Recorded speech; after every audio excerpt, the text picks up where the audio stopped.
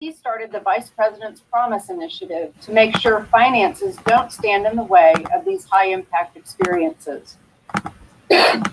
Looking again at our mission as a college, address the world's critical challenges related to the breadth of disciplines we offer in our academic programs: agriculture, food systems, human well-being, natural resources, sustainable communities.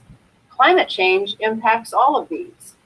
Whether you are studying in the natural or social sciences, at the cellular or systems levels, focused on microbes, plants, animals, or people, gaining insight into the effects of climate change is crucial for you to completely understand your discipline.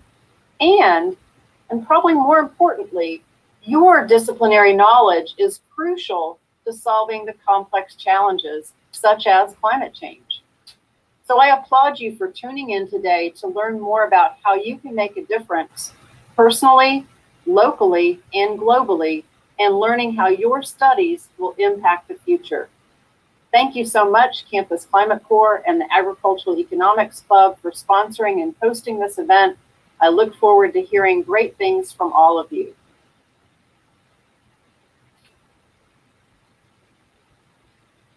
Thank you very much, Dean Turner. We very much appreciate you being here today. Give me one moment to make sure our next speaker is in.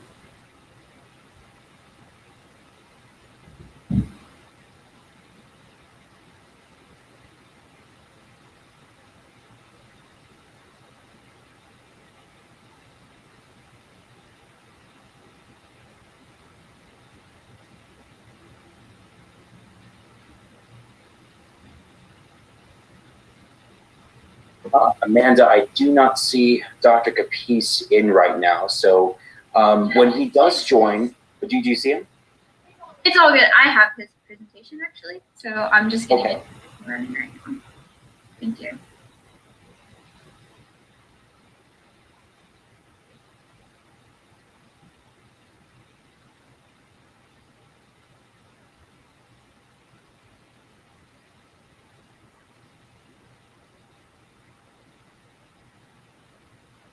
Host this event.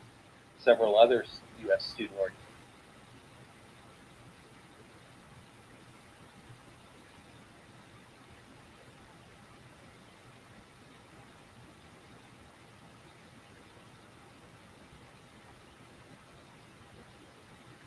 Thank you to our audience for attending this first Campus Climate Corps conference. I want to particularly thank Amanda Heinzman and her fellow members of the UF Agricultural Economics Club who stepped forward to make this event possible despite its incredibly short planning timeline. Because of COVID, we were, again this year, not entirely sure that the UN Climate Conference would even happen. The conference kicking off today in Glasgow was originally scheduled for December 2020. It wasn't until the first week of September that the UN notified organizations that they could actually send participants to Glasgow. It was only then we knew we could hold a Florida event with remote content from the UN gathering. And it wasn't until 4 weeks ago that we approached the Agricultural Economics Club and they agreed to host this event. Several other US student organizations passed on the opportunity. So again, thank you to all the speakers and organizers for responding so quickly to our request to hold this event. And thank you to Dean Turner for her support, years of support in fact. The College of Agriculture Dean's Office and the Food and Resource Economics Department have supported Rock Abu-Jaude's travel to these UN events, going back to when he was a UF freshman in 2015, attending the Paris conference. I also want to thank my old UF classmate, Dr. Barry Jacobson, for his help with the event. He and his wife, Elaine, created and grew a successful solar business in Gainesville. Also, thank you to Carolyn Cox and the Florida Climate Institute for their support and for inviting some of their student climate fellows to speak today. Benefits of UF students hosting today's event extend beyond our Zoom and YouTube attendance numbers. UF students committing to organize this conference made it possible for us to also plan 13 live updates from Glasgow. These plans in turn motivated us to ask the international organization Waterkeeper Alliance to do a similar daily briefing series. This will generate another 100 plus viewers.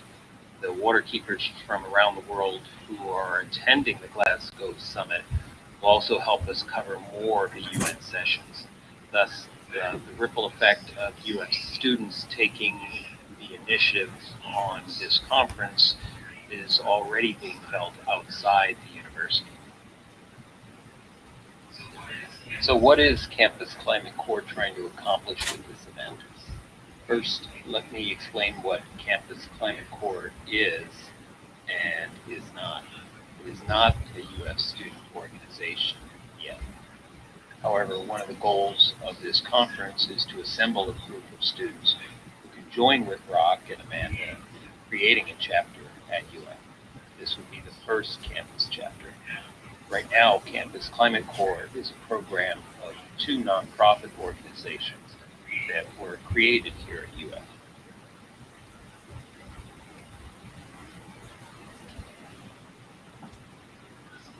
First is Intelligentsia International, which hosts U.S. and international students for internships here in Florida.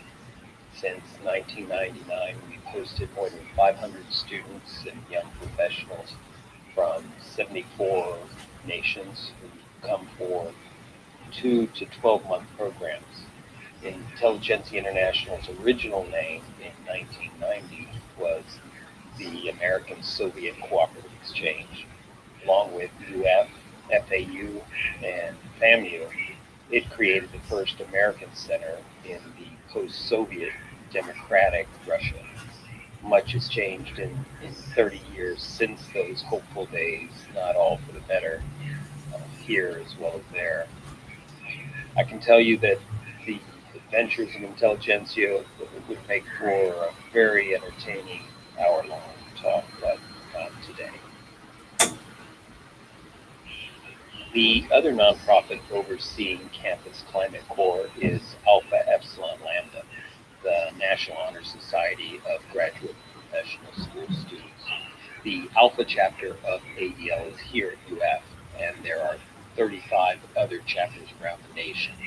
And they work to recognize graduate students who not only do well academically, but also take the time to provide leadership to student organizations.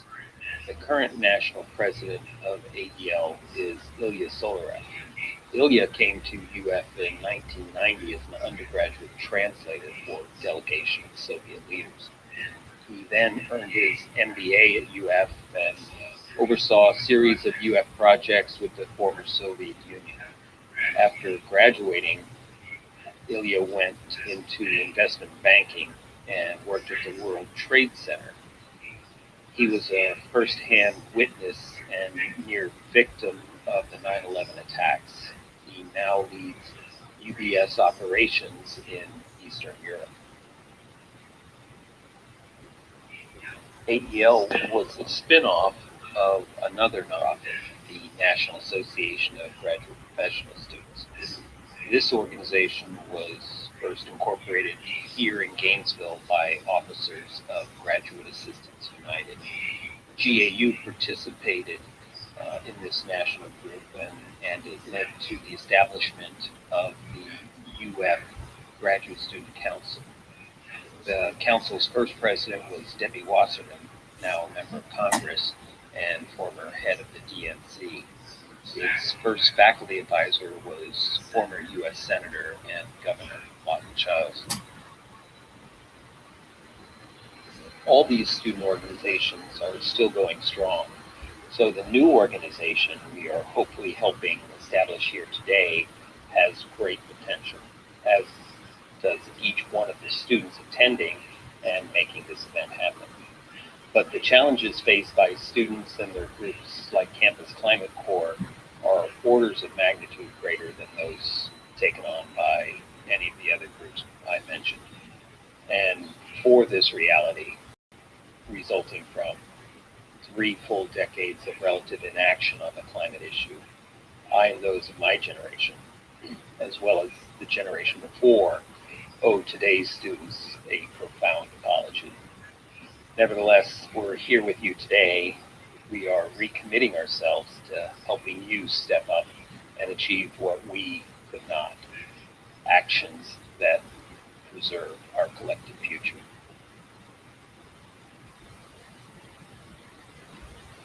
So where are we and how did we get to this sad state of affairs?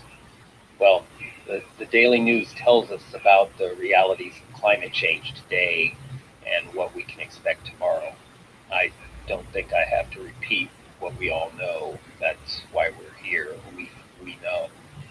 Honestly, climate change is playing out pretty much as we anticipated back in the 1980s based on the forecasts of computer models developed back then. What's different today is that we now have evidence. We have the data. We can see and feel the physical manifestations of those forecasts. They can actually be seen by and should be real to everyone now, not just the scientists to whom it was obvious and absolutely real more than 30 years ago.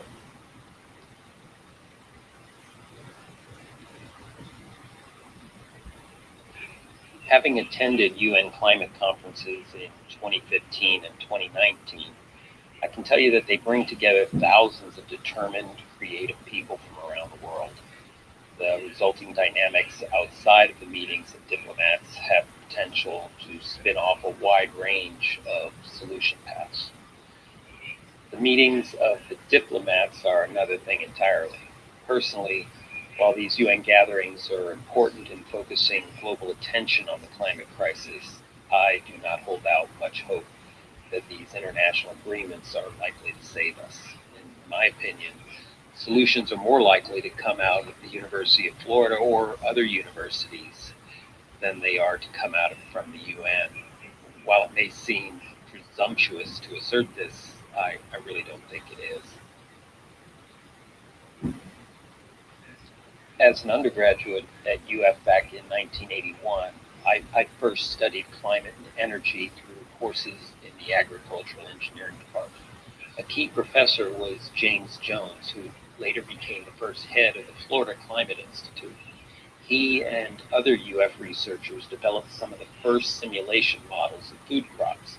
They were doing research on the impact of elevated CO2 on plants and using these results to build the types of simulation models that guide our prediction of how climate change will affect global food supplies. Another key course was taught by Professor Mark Brown, who was then a graduate student in the HT Odom program. It was a combination theory and practical design course on systems ecology and energy accounting. Few people are aware of how pivotal was the work at UF in developing the environmental accounting system referred to as energy analysis. That's energy with an M rather than an N. It quantifies and tracks embodied energy or the total energy that goes into every object, product, and service. This area of study emerged from Odom's program and the UF centers he created while a professor in the Environmental Engineering Sciences Department. His Center for Environmental Policy and Center for Wetlands brought together the study of the environment, energy, and economics. The only piece of today's climate crisis puzzle missing from this list is psychology, but some might argue that aggregate human behavior follows from economics. Economics and human desires are really at the heart of the climate crisis. Yes, science and technology are essential to changing how society meets its consumption needs, but they do not change the overall appetite of people in nations with the ability to fully exploit all the natural resources within their reach. I can assure you that it is not the low-tech nations of this world or their populations that created the climate crisis. It was and is the rich, advanced nations. and there are relatively fewer people that got us into this mess. Hence, it has always been the responsibility of nations like ours and universities like ours to lead the way in both social change and technological transformation that are absolutely necessary for us to either avoid or survive abrupt climate change. The basic sciences departments, the engineering departments, and the agricultural departments can come up with all sorts of potential solutions, and they have in the past on other issues. At least they have when state and national investment in education and research match the scale of the challenges. Despite being given detailed explanation of the problems and being given technological and management options by our universities and research institutions, society is simply elected to ignore these options and pursue its traditional path of employing old production methods and externalizing both the short and long-term costs.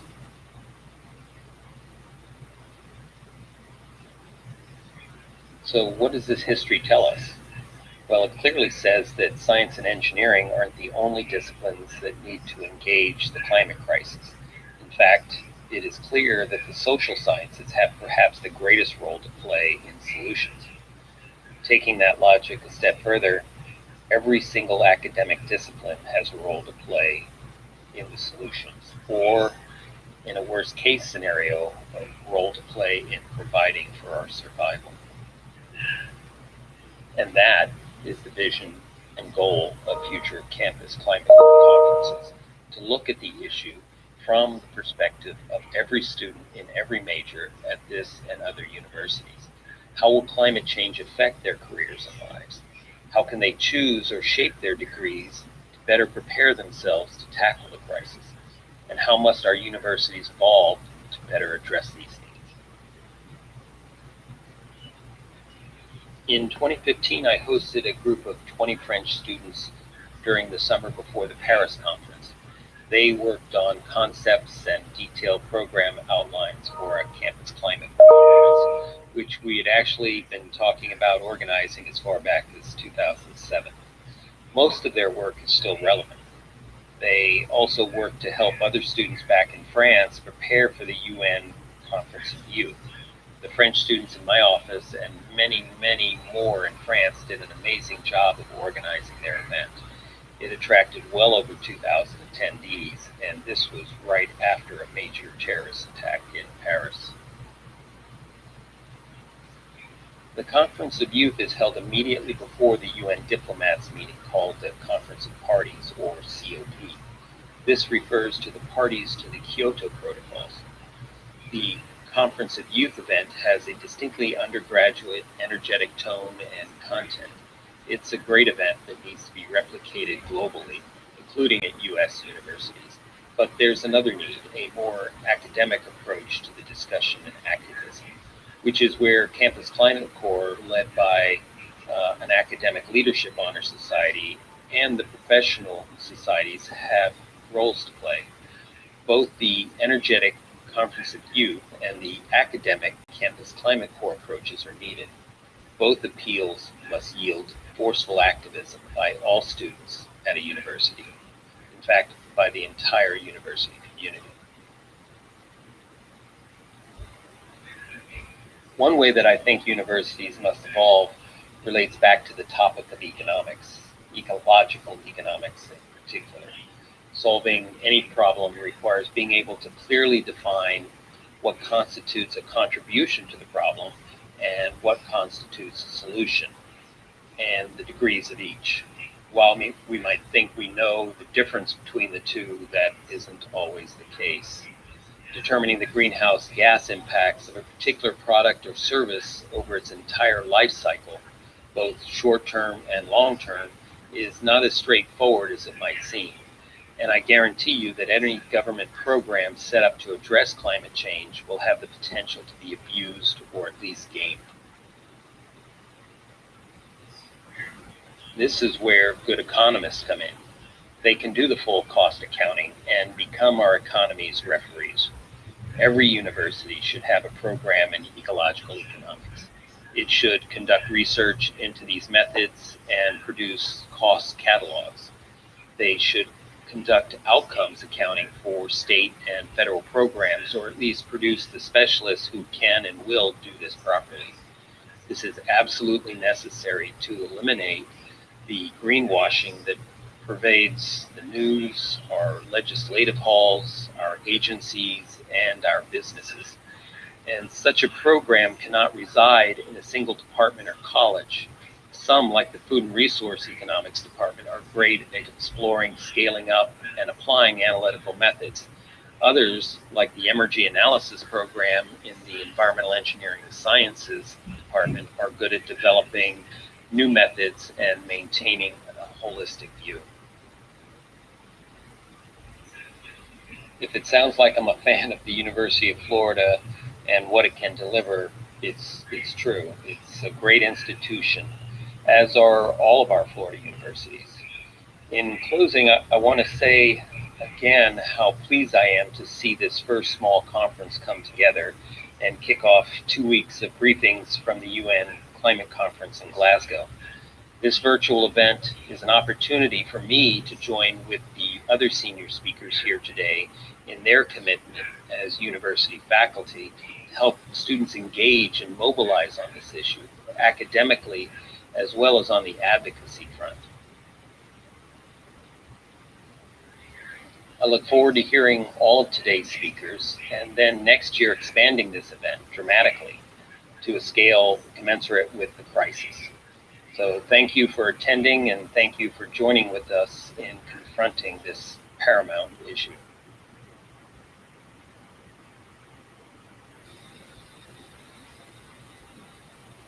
Wonderful. Thank you very much. Next, we are going to hear from Rock, who is actually in Glasgow for UN COP26. He'll be talking about the Campus Climate Core and the objectives of COP. If you have any questions for Rock throughout his speech, please put them in the chat. One of our co-hosts will forward those to me, and we will make sure we're asking relevant and pertinent questions. So Rock, as soon as you're ready, please go ahead. Wonderful. Thank you so much, Amanda. And really appreciate all the logistics that you've been covering, all the great conference preparation you've been doing. Really has been super spectacular. Dr. Turner, I don't think I deserve that wonderful of an introduction. Not sure how I fell off the law school bandwagon, but I think that worked out for the best. And hopefully looking forward to finishing my master's and going on to a PhD program here at the University of Florida. I'd also once again like to thank our other sponsors for this event today, Dr. Barry Jacobson and the Florida Climate Institute, as of course, well, Dr. Turner, of course, for funding me all these years too. It's really been such an incredible experience being here on the ground. And hello to everyone on the ground here in Glasgow. I think it's probably pretty interesting on the ground here, and not an understatement to say that this year is probably a lot more exciting than in previous years for a number of reasons. And I'll get into that in my presentation in just a moment. But for starters, major protests weren't happening in Madrid, the last COP conference that was held back in 2019, until the middle of the actual conference. But there was actually a protest yesterday that I managed to get some photos, and I'll show that to all of you in just a few moments. But folks are on the ground here fully in activism mode. Politicians here on the ground here fully in negotiation mode. It's quite actually spectacular to see what's going on here. And I'm going to go ahead and pull up my slides so far. So hopefully you all can see the slides here on the screen here. And I'll get into the topic of today's presentation on my side, which is the United Nations Framework Convention on Climate Change and Campus Climate Core. So let's talk a little bit about the UNFCCC, which is basically the branch or the part of the United Nations which oversees all of the adaptations to climate change, the sustainability side, the resiliency side to climate change. How is the United Nations tackling this major issue? And that's through the United Nations Framework Convention on Climate Change. It was created in 1992 with the express mandate to stabilize greenhouse gas concentrations in the atmosphere at a level that would prevent dangerous anthropogenic interference with the climate system. And to put that into small words, it's humans starting to take the climate crisis seriously. It started becoming serious the next year in 1993 with the Kyoto Protocols, which is also known as the COP1, or the Conference of Parties 1, the very first COP event. So we can get a little bit into the COP in just a moment, but basically the UNFCCC is in charge of putting together these Conference of Parties events, and basically tries to streamline the process, invite the politicians together, invite the non-governmental organizations together, bring the scientists together, sit them all into a room and say, let's get something done as best we can. So the COP, like I mentioned before, is called the Conference of Parties, hosted by the UNFCCC. Lots of things go on at these events. Mostly it's the negotiations. It's all the nations coming together and saying, how are we going to tackle the climate crisis as a nation, right? Because that's the most basic framework that we can put together is delegates come from all across the world, meet in a specific room, and then in that room they try to work out together, sharing of technologies. If my country's going to do this, I'd like some concessions here, so on and so forth. Another major aspect of these COP events, which isn't exactly written on the paper, but it's the activism side. It's the folks from Extinction Rebellion, Sunrise Movement, non-governmental organizations like our own, who work together to contribute to this overall event to be successful. Because without pressure from organizations like ourselves, politicians sometimes won't hold themselves to the same standards as we would like them to in committing, going through with their agreements. And the last thing, of course, that I'll talk about here is the commitments and strengthening of NDCs, which I'm actually not going to talk about just yet, but I'll get into it in a few slides down. So yes, like I mentioned before, the Conference of Parties has been going on since 1992, with the Kyoto Protocols being the very first event that took place. But the next major event that took place actually was in 2009 at the Copenhagen COP, I believe COP 15. Now, what's interesting and important to know about COP 15 is, and once again, it was a reaffirmation that everyone must come together, work through the problems that every nation is facing in climate change. And they agreed, that was the first major summit that everybody agreed, limiting the temperature rise to 2 degrees Celsius maximum will be the best to stave off inevitable failure for the planet.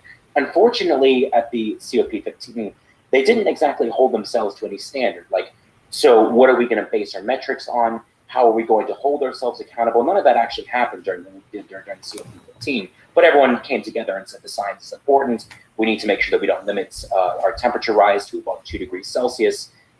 Essentially what they've been saying since day one, but that was more set in stone in 2009. During COP21, the Paris Climate Accord, everyone came together and said, okay, we need to put something a little bit more in stone, because holding ourselves to a vague, promise isn't really going to work out very well. So they came up with a concept or a framework that every 5 years, Paris being the first year in that 5-year period of time, everyone's going to make up a number that their country can limit their carbon reductions amount to, their greenhouse gas emissions to, and then every 5 years come back and say, okay, this is how much closer we are to get to achieving our goal. And this is, of course, in 2015, when the nationally determined contributions, or the NDC, first came into existence, which I'll get to in just a minute, but that's going to be a very important term that we'll want to revisit in just a moment. Participation in these climate conferences has actually skyrocketed, and may or may not be a good thing, because this year, as far as I understand it, 22,000 participants have come to Scotland in order to participate in this conference. But when you compare that to the amount of greenhouse gases that are wasted in our emissions getting to this place, it really sometimes doesn't seem to make a whole lot of sense to people like me. And I have a reason why I'm here, I promise. So I can justify a little bit of the carbon expenses that I took to get here. But we'll get into that in just a moment when we talk about Campus Climate Corps.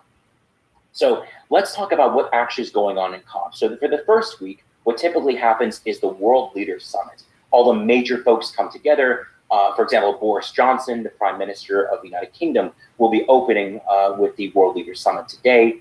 Or actually, no, tomorrow he's going to open with the World Leaders Summit.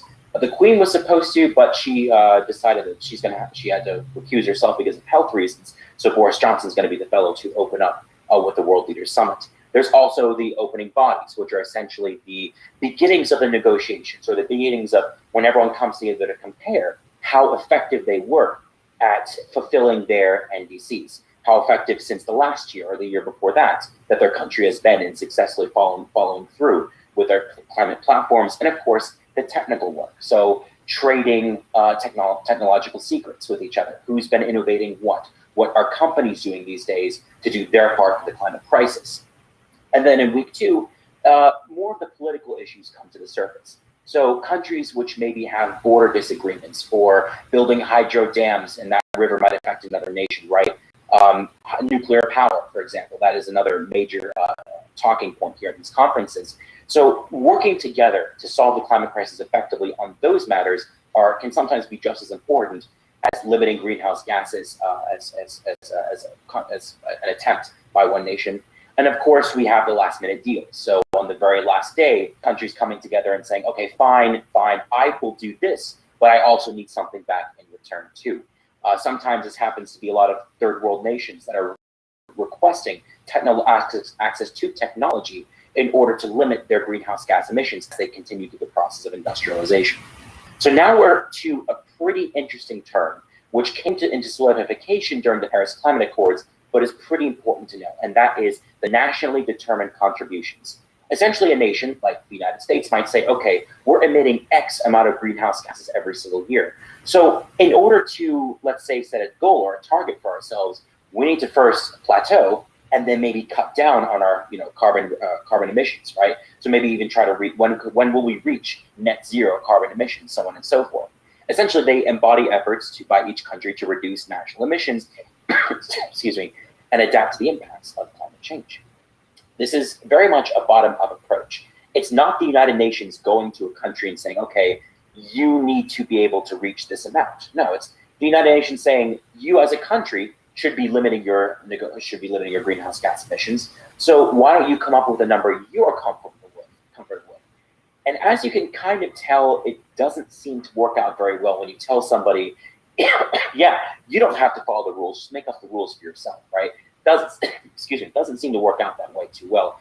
And if you'll take a look on the graphic here, without the NDCs, we were going way past the range at which we would be emitting quite a few additional greenhouse gas emissions, probably to the point where we'd reach 3 degrees Celsius or even further.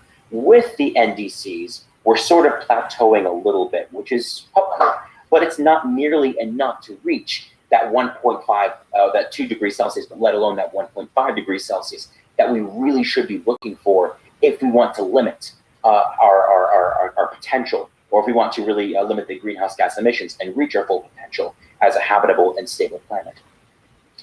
But there is some good news. Countries that first proposed an NDC back in Paris in 2015 are coming together and realizing that, yes, it's not enough. What we promised to do in Paris probably wasn't going to cover our 1.5 degrees Celsius and then 2 degrees Celsius goals here. So countries like Argentina, Bhutan, Canada, and most recently, thank God for us, the USA are getting back into the Paris Agreement, are also strengthening their NDCs. We're coming together and saying, okay, we're going to do more to limit how much carbon emissions that we're putting out, maybe try to work for future years at which we were going to get net zero carbon emissions. Some countries proposed stronger targets, some did not increase their ambitions here. And of course, this is a very small list, but bottom line is, yes, we are hopefully going to, as the USA, going to be doing our part very soon. Also, another pretty important point is that these countries aren't coming up with these stronger NDCs on their own. It's actually youthful people that are in like the younger generation range, people like us, organizations like Campus Climate Corps, that are going to politicians and saying, yeah, that's not nearly where we ought to be right now if we're going to limit our carbon greenhouse gas emissions, reach 1.5, reach 2 degrees Celsius increase range. So it's mostly been a push from the youth, a push from people in the younger generations telling their politicians, yeah, we should have been taking this crisis seriously back in the 1990s, but since we didn't, and now we're here, we need to do what we can today.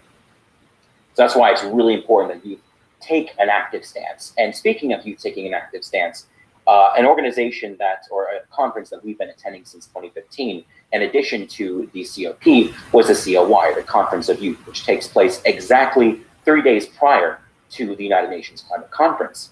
And they are essentially tasked by the United Nations to bring the youth together, give the youth a single voice, and then bring that voice into the United Nations and tell the United Nations, this is what us, the youth, really want out of you. It's a good initiative, and it's, I think, a great place to start. But like most politicians, they like to say, okay, we're going to do one thing. We're really going to try hard to do this, but actually following through doesn't seem to happen a whole lot. So they give a platform to the folks from COI at these United Nations events. But like I said before, it's not nearly enough to get us to where we need to go.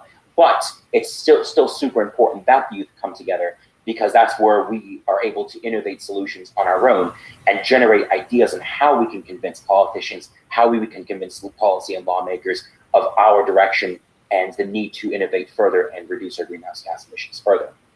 This is a photo from the, I believe it was COI 18 in Katowice in Poland, another really fantastic event at which a lot of youth, I think one of the most in the world, came together at that point. Super fantastic, wonderful, wonderful event. But going back to the reason why youth needs to be involved, if you'll take a look at this chart here, it's a little depressing. Since Kyoto, a lot of nations, mostly those outside of Europe, have contributed quite a bit to climate change through their greenhouse gas emissions, through tons, global emissions, and like again, tons, millions of tons. And it's super important that we keep this in mind going forward, that this is what we're trying to reduce here. The amount of tons of carbon that we're emitting into the atmosphere, all the methane that we're putting up into the atmosphere, all of that needs to come down together, but it's always going to have to be a push from the youth. Another interesting graphic a few days ago here in Glasgow. I mean, all generations are working together here in Glasgow, it seems, to try and tackle this issue all together. It's really, really interesting. But getting back to Campus Climate Corps, I want to talk a little bit about that from the perspective of someone who went through the program and is now a director. When I first started out as a very youthful freshman back in 2015, it was really fun to interact with some of the other students to, first of all, get a sense of how other youth are tackling this crisis together, right?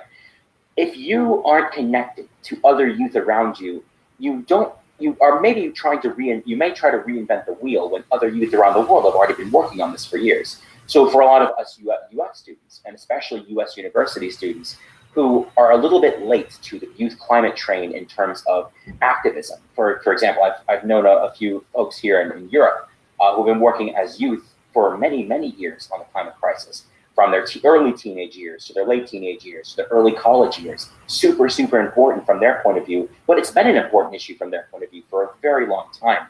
But we in the US are a little bit dragging our feet here, but it's super important that organizations like Campus Climate Corps and other youthful organizations work to bring youthful people together so we can together tackle the climate crisis. A couple photos that we took meeting Al Gore, meeting John Kerry, these COP conferences, and the ability to interact with these delegates has been super, super incredibly an honor from my side of the perspective. But it also gives me a little bit of perspective when I come back to the USA and try to work with US students and US students together to bring back some of these innovations that we're learning from these United Nations conferences and try to innovate here on the ground as well.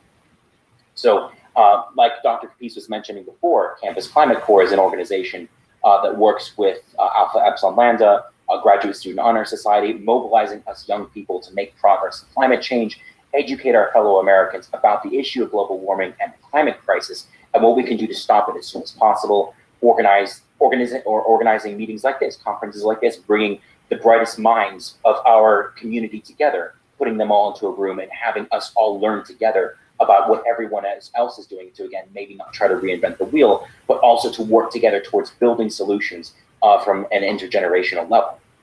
Of course, increasing public awareness, and then organizing this symposium, which has been super, super fun. And one of the reasons why I get to claim that we're working towards reducing our greenhouse gas emissions and the amount of emissions used up in a flight ticket to get here is worth it is mostly because of innovations that we've been working on like this.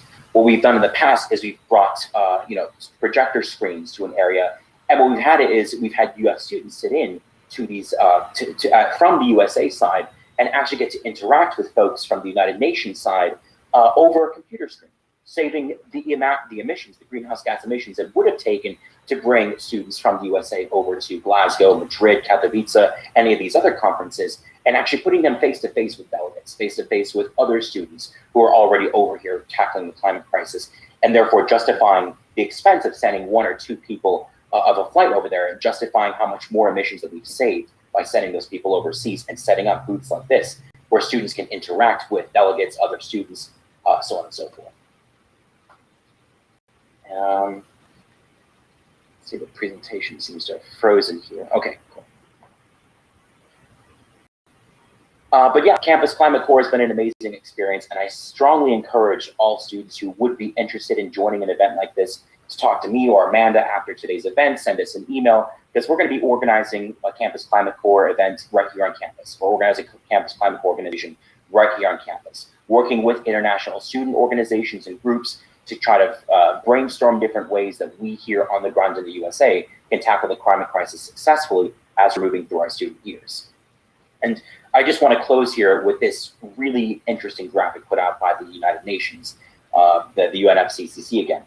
And it essentially stresses the importance of working together now, and not waiting for any other opportunity in the future, which is kind of oxymoronic, because there's no other opportunities in the future. Right now, we're wasting time by not getting together, by not organizing, by not working together as soon as possible to tackle the climate crisis. And for any of those who are fans of the Lord of the Rings series, a certain quote comes to mind when everyone's gathering together to, decide what we're going to do about, the evil ring, right? When, Elrond steps up and says, Earth stands upon the brink of destruction, none can escape it. We're either going to unite now or we're going to fail.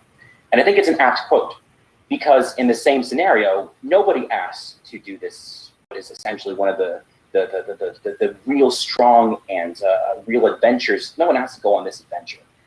No one asked to have such an important but yet climactic event happen to us as the youth, happen to us as the next generation who are inheriting a planet that is facing destruction. But this is the journey to destroy the evil ring. This is the space race. This is our ultimate test as the next generation. To work together, we have to innovate solutions, and we have to do it today. So I strongly urge anyone who's a UF student, or if you're not a UF student, any student, to work together though, and organize to fight the climate crisis successfully, all of us on the ground, because it is going to take all of us working together in order to make this journey successful. So if anyone has any questions, please let me know. If you're interested in joining Campus Climate Corps, let me know. But it was an absolute pleasure to talk to all of you today. And I look forward to hearing from each and every one of you who has questions, if any, and the next speaker.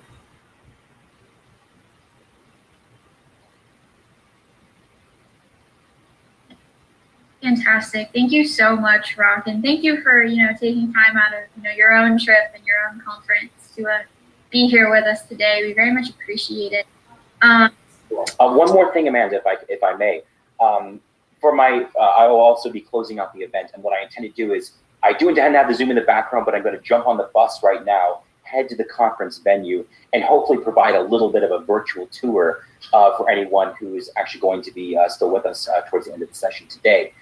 So just stay tuned. It's going to be fun, I promise you, and I look forward to talking to all of you at the end too, as I show a little bit of the introduction, or a little bit of the virtual tour of COP today. But are there any questions, Amanda? Let me just confirm that there's not. I'm not seeing any from either or Zoom. So with that, I will let you go, because we are also getting close to Dr. Engel's speaking times. But thank you so much for being here. We really appreciate it. I think it's very beneficial to hear from other students as well, kind of get a glimpse into what activism looks like from the student's perspective.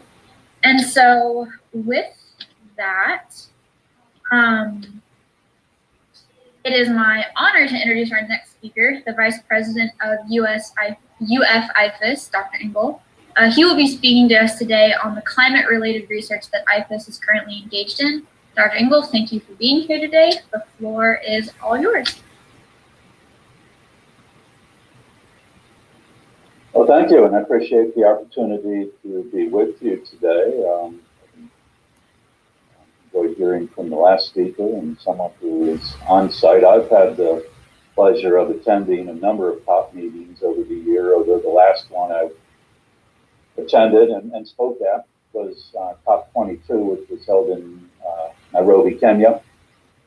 Fascinating one because it was very much the African perspective on climate change and the things that we will be doing in the future. And sometimes it was a bit of a different perspective and how we would ameliorate some of the changes that are upon us now. I did want to talk about agriculture and climate change, the work that is going on in IFAS, the work that is going on nationally and globally. There's an awful lot from the agricultural perspective.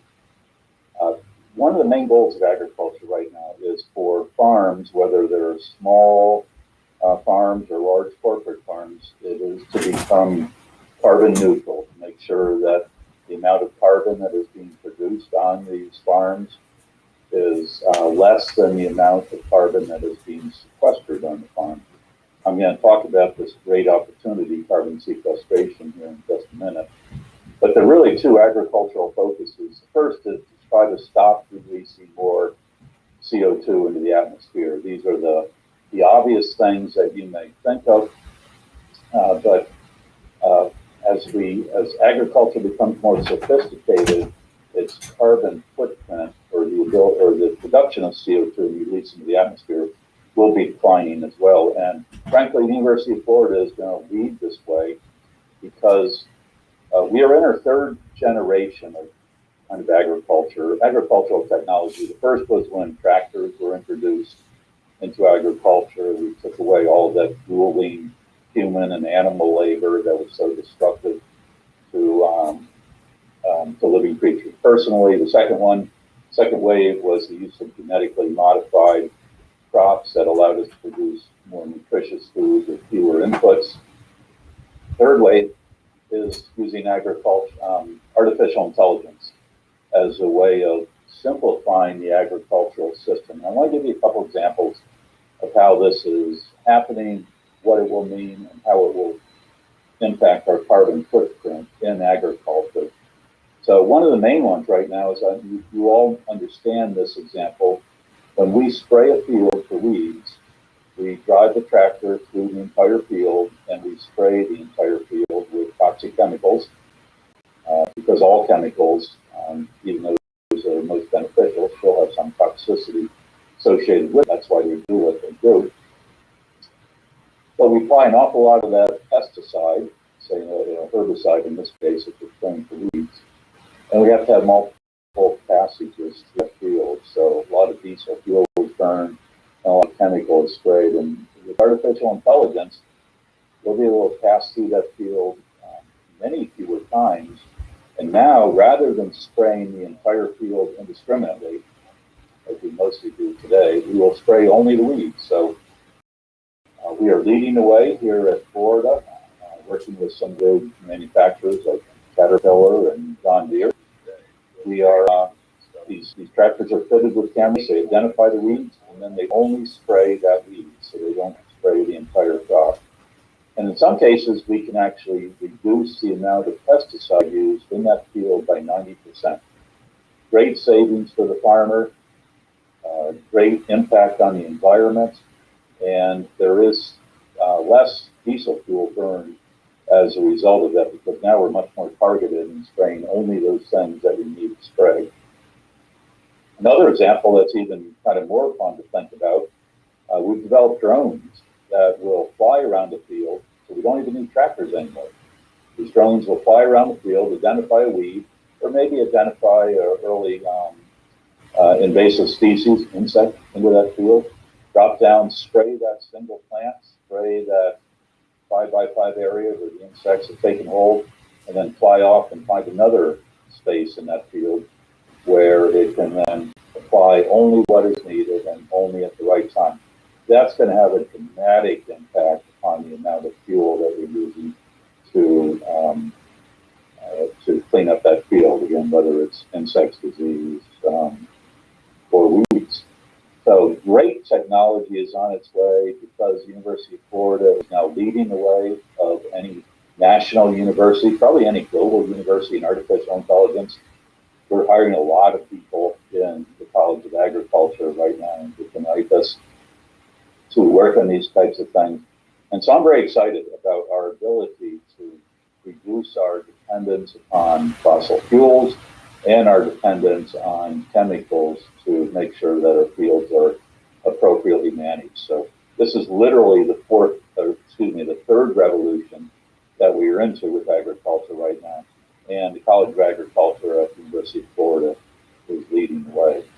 But that's not really why I'm most excited about agriculture's role in global climate change. So here's the bad news. We've been tilling up soils for at least 100 years now, maybe 150 years early on with human labor, then with animals and with tractors. But when you till up fields, those soils contain an awful lot of organic matter. In Florida, it would have been around 5% organic matter. But once you till it up and you start to grow things in it, the organic matter content then begins to decline. It essentially is combusted, just like if you had lit it on fire, although it takes a number of years for that to happen. And so a lot of Florida soil, but this is also true for all over the world. Just keep in mind that we're talking about a lot of land now. That 5% organic matter on average for Florida soils has now gone down to about 1.5%, maybe even as low as 1.25%. If I used the word combustion, that was the same as we had lit that organic matter on fire and it all went off into CO2 into the atmosphere. So agriculture, because this is a global issue and because it's been going on for 150 years and because it's very hard to measure, a lot of people, and I'm one of them, believe that agriculture has been a much greater contributor to our increases in CO2 concentrations in the atmosphere than has been reported. Again, we are cultivating soils all over the world. We are continue to cultivate more soils on this planet. And so in our calculations where we have looked at the contribution of soil into CO2 into the atmosphere, it's really quite stunning how much CO2 has been released. Just imagine the millions and millions and millions of acres where the organic matter content declined from 5% to 1%. That is almost an unimaginable amount of CO2 that's being used in the air. So it gets mixed up with CO2 that comes from fossil fuels and other sources. That's a lot easier to define. It's a lot easier to see. It's a lot easier to point your fingers at. And frankly, in some ways, it's easier to do something about it. But I think we all have to remember that agriculture has been a part of the issues that we are facing on this planet. But now the good news is that we can actually do something about it through modern agricultural practices, things like no-till farming, minimum till farming, use of cover crops, intercropping, returning residues back to the soil. We can actually now start to increase the amount of carbon that is being replaced back into the soil. It's called carbon sequestration. So we're at 1% now, but with the appropriate management of soils, we can begin to increase that carbon concentration in soil from 1% to 2%, maybe even get it back up to 5% someday. I'm very confident that using modern practices for soils management, that we will be able to do that. And so agriculture, yes, we're going to reduce the amount of carbon that is released from our farming operations. We're going to reduce our dependence on fossil fuels, diesel in particular, but we're never going to get away from all of that because we still have to get out into that field to manage it, whether it's planting or harvesting or weed control. There will always be some, but our ability, and we have lots of data now to show that when we start to increase the carbon content of soil, we can actually not only capture an equal amount of carbon that's being released in the atmosphere, we can go far beyond that. So farms and our soils in particular can now become carbon sinks for the atmosphere. So we can turn this whole thing around by taking carbon dioxide out of the air through the process of photosynthesis, which is what the crops are doing, and through the appropriate management of the residues in that soil, we can then have a dramatic impact on CO2 concentrations in the atmosphere, easily, in my opinion, easily making farming carbon neutral, and probably in many cases, and for many types of industry, even things like the dairy industry are excited about this now, making a farm actually a carbon sink through sequestration. So how do we do this? It's going to cost some money. If you want to put your field, here in Florida, we can grow 3 crops a year sometimes. But if we want to eliminate one of those crops and put that into a forage or some type of cover crop, and then power that crop into the soil to increase carbon in the soil, that costs money, and it reduces the amount of income because the farmer is now only having 2 crops rather than 3. So we call that an ecosystem service. I think, and we're starting to see this in a very concrete way being discussed in the current administration, are we going to reward farmers for that? It's called ecosystem services. Farms provide a lot of ecosystem services. It's not just carbon sequestration. It's we can have better wildlife habitat, better plant species management, pollinator management. There's all kinds of water quality would be another one, important one here in Florida. There's all kinds of things we can do, but all of them cost money. Farmers, because as many of you know, because you're in a department that studies these types of things, farmers don't make a lot of money. Even the big farmers are always right on the edge. If you have a bad year and you don't have insurance to cover that, we see lots of farmers, even in Florida, going out of business. So can we use this from 3 perspectives then to help agriculture and help the environment? So we can sequester carbon out of the air, lock it up in soil. We can help with the farmers' bottom line by paying them through government activity, government action, for those ecosystem services, smoothing out some of their income and losses over the year, as a result, making farming a more secure industry. But then probably the one that I'm actually very excited about too is that when you put more carbon in soils, those soils become much healthier. Soils with low carbon content are unhealthy. They don't hold nutrients. They don't hold water. Invasive diseases can take hold very easily. Plants don't grow well in them. They have poor physical structure.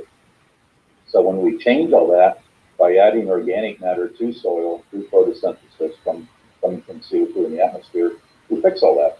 So we now have soils that can hold more nutrients. You don't need to apply as many pesticides or fertilizers. It can hold more water, so you don't need to irrigate as much. The soil is healthier, so you don't need to apply as many insecticides or fungicides. So this is truly a win-win-win for the farmer, for the and the environment. And it's one of those things that, once again, the University of Florida is leading the way through a lot of this, because much of it will also be driven by artificial intelligence. How quickly can we turn all this around and sequester carbon in soil? I don't think it will take us 150 years, which is the amount of time it took us to get into this situation with 1.5% organic matter in soil. I think it's still going to take decades. It's not going to happen this year, next year, or 20 years from now, but maybe it will steadily start to increase. And maybe in 50 years from now, we'll have our carbon content of soil back up to where it was before we started busting up these soils for what I would call traditional agriculture. So it's a great opportunity. We're lucky here in Florida to be leading the way in a lot of this. And I remain very hopeful about agriculture's role in our climate crisis. Yes, we have been probably underappreciated is not the right word, but an under-recognized source of carbon dioxide in the atmosphere. But that now just becomes our opportunity to turn it around and actually help even not just agriculture, but other sources of our community and society and world. So those are the things I wanted to talk about today. Next, I do want to introduce our agricultural commissioner who will be joining us here with a message for us. But I don't know, Amanda, should I take questions now or just move into my introduction of Commissioner Freed? What's your... Let's check really quickly to make sure our chat is good. Nope, it looks like you are free to introduce Commissioner Freed. Thank you very much. Okay, well, thank you. We're really fortunate today to have a message from our Commissioner of Agriculture, Commissioner Nicki Freed. She leads the Florida Department of Agriculture and Consumer Services. We're proud to claim her as a triple grader. She has a bachelor's degree, a master's degree, and even a JD degree from the University of Florida. Among her many initiatives, she has focused on water quality as a key to Florida's health and prosperity. This is very much related to what we were just talking about. She has also been a determined advocate for fair trade for Florida's agricultural producers for some of our 300 plus commodities. She's also issued a Florida Energy and Climate Plan for securing clean, affordable energy while creating new opportunities for Florida's economy and addressing the growing crisis of climate change. She has been a valued partner to the University of Florida IFAS as we deliver the science on which our state's second largest industry so much depends. So with that, I will give you Commissioner Freed.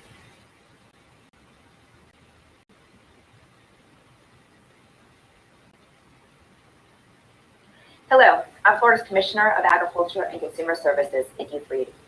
I'm so glad to be able to join you for this very important conference. The University of Florida is my second home, and I was so proud to serve as student body president during my time there. It means so much to me to know that there is such a dedicated group of young leaders here in Florida who are working to proactively take steps to protect our planet. While scientists and politicians have been talking about climate change for years, it's clear that recently there has been a change in the way we think about this problem. And I do believe that we have a generation to thank for that. Much of the changes we are seeing when it comes to climate change and accepting that climate is in fact changing is also because of the impacts that are no longer theoretical. They are here, and they have begun to affect so many aspects of our daily lives. We also know that it's not just stronger storms threatening our lives and our property.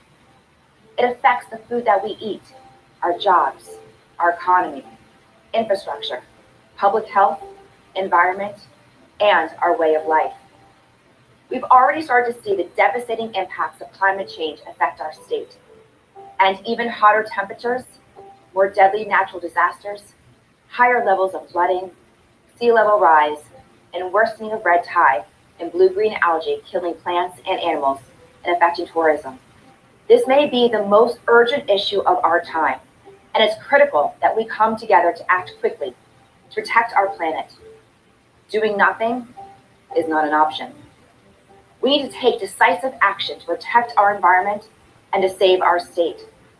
That's why my office has made it a top priority to reduce the impacts of climate change. Last month, we announced the rulemaking process for a new rule with the goal of phasing out polystyrene packaging at the 40,000 grocery stores, markets, convenience stores, and other businesses that my department regulates. These petroleum-based products may take more than 500 years to decompose, and styrofoam takes up an estimated 30% of our landfill space. We can also see the impact in our everyday lives, from litter in our waters to the poisoning and death of marine life. Alternative products have existed for over 100 years. But with these polystyrene chemicals powered by cheap oil, businesses haven't had a reason to improve for consumers, and consumers haven't had a reason to demand better products. As both the Consumer Protection Agency and Food Safety Agency for the state of Florida, my department is taking this opportunity to help consumers and companies to change a reality.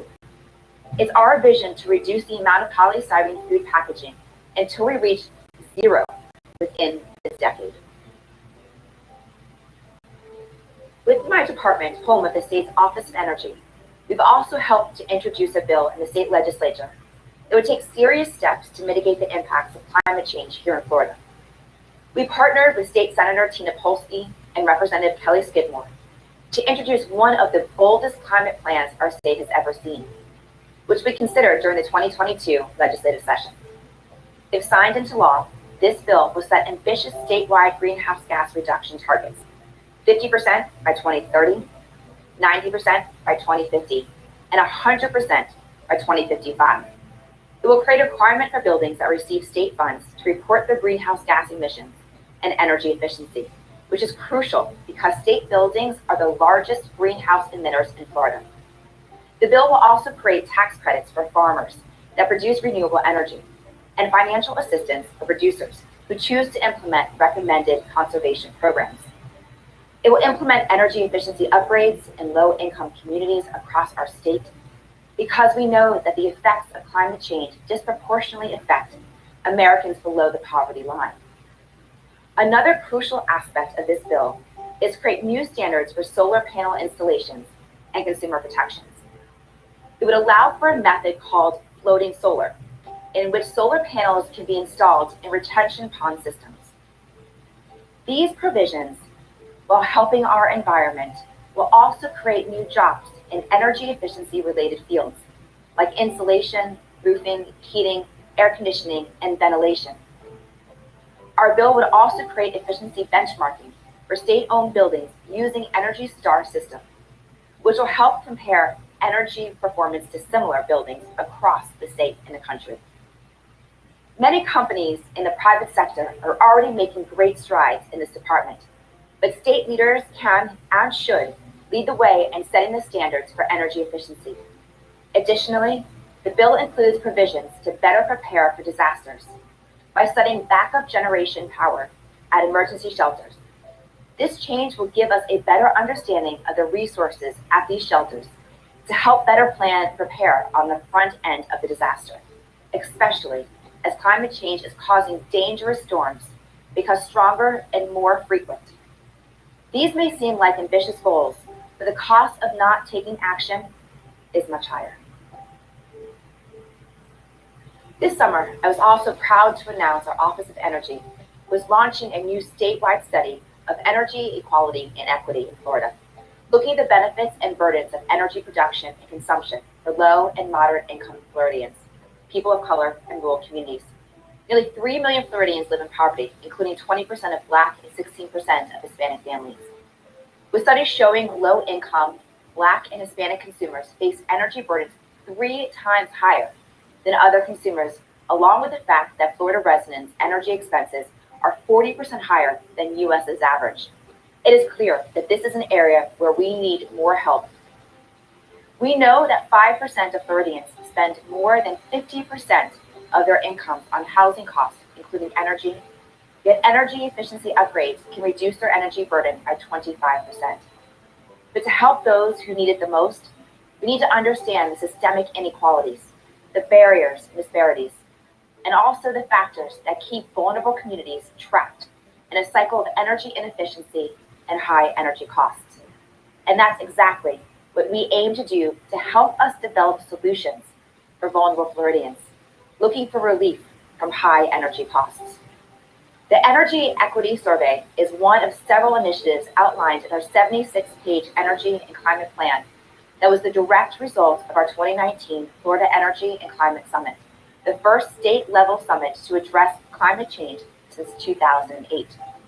And I hope many of you will join us for the upcoming 2021 Florida Energy and Climate Summit to be held November 15th through the 17th in Orlando. Visit FloridaEnergySummit.com. In addition to the state's Office of Energy, my department is also home to the Florida Forest Service, which manages over 1 million acres of state forests. Healthy forests are among the best tools for carbon sequestration, which is one of the most important practices for fighting climate change. Forests and harvested wood products offset 14% of America's carbon dioxide emissions and 20% of Florida's CO2 emissions. Florida's forests currently sequester more than 45 million tons of carbon dioxide. That's like taking almost 10 million cars off our roads. But planting trees can be an expensive endeavor that not everyone can afford. So not everyone has an opportunity to participate in this climate action. That's why we launched our Sequestration Carbon and Protecting Florida Land program this fall. This $10 million grant program over 5 years will cover 75% of the average cost of site preparation, seedlings, and planting on Florida lands. Through this program, we hope to sequester up to 69,000 tons of carbon dioxide over a 5-year span, equivalent to taking 3,000 cars off our roads every single year.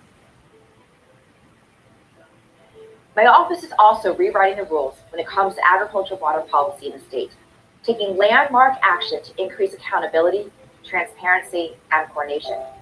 As part of our Clean Water Initiative, our Office of Agricultural Water Policy is revamping and reinventing its program to ensure high levels of effectiveness. This includes common sense changes like prioritizing high-value projects to get the biggest bang for our bucks, as farmers across Florida continue to employ more efficient nutrient and water usage practices. We're also focusing on supporting practices like cover crops and no-till drills that provide sufficient climate mitigation and carbon sequestration benefits. We know our work is not done, but I am proud to have our department stand up and take concrete action to promote clean water in our state when no other department has ever done so. Since taking office in 2019, I have made addressing climate change, promoting energy efficiency, and protecting our natural resources some of my highest priorities. And I'm thankful to have the opportunity to share with you all some of the important climate-smart initiatives my department has launched this year. How we respond to the threat of climate change will impact nearly every facet of our lives. It is clear that it is no longer an option for our state to continue to ignore climate change. And I believe continuing to move forward the initiatives we've undertaken at the Florida Department of Agriculture and Consumer Services are a great place to start.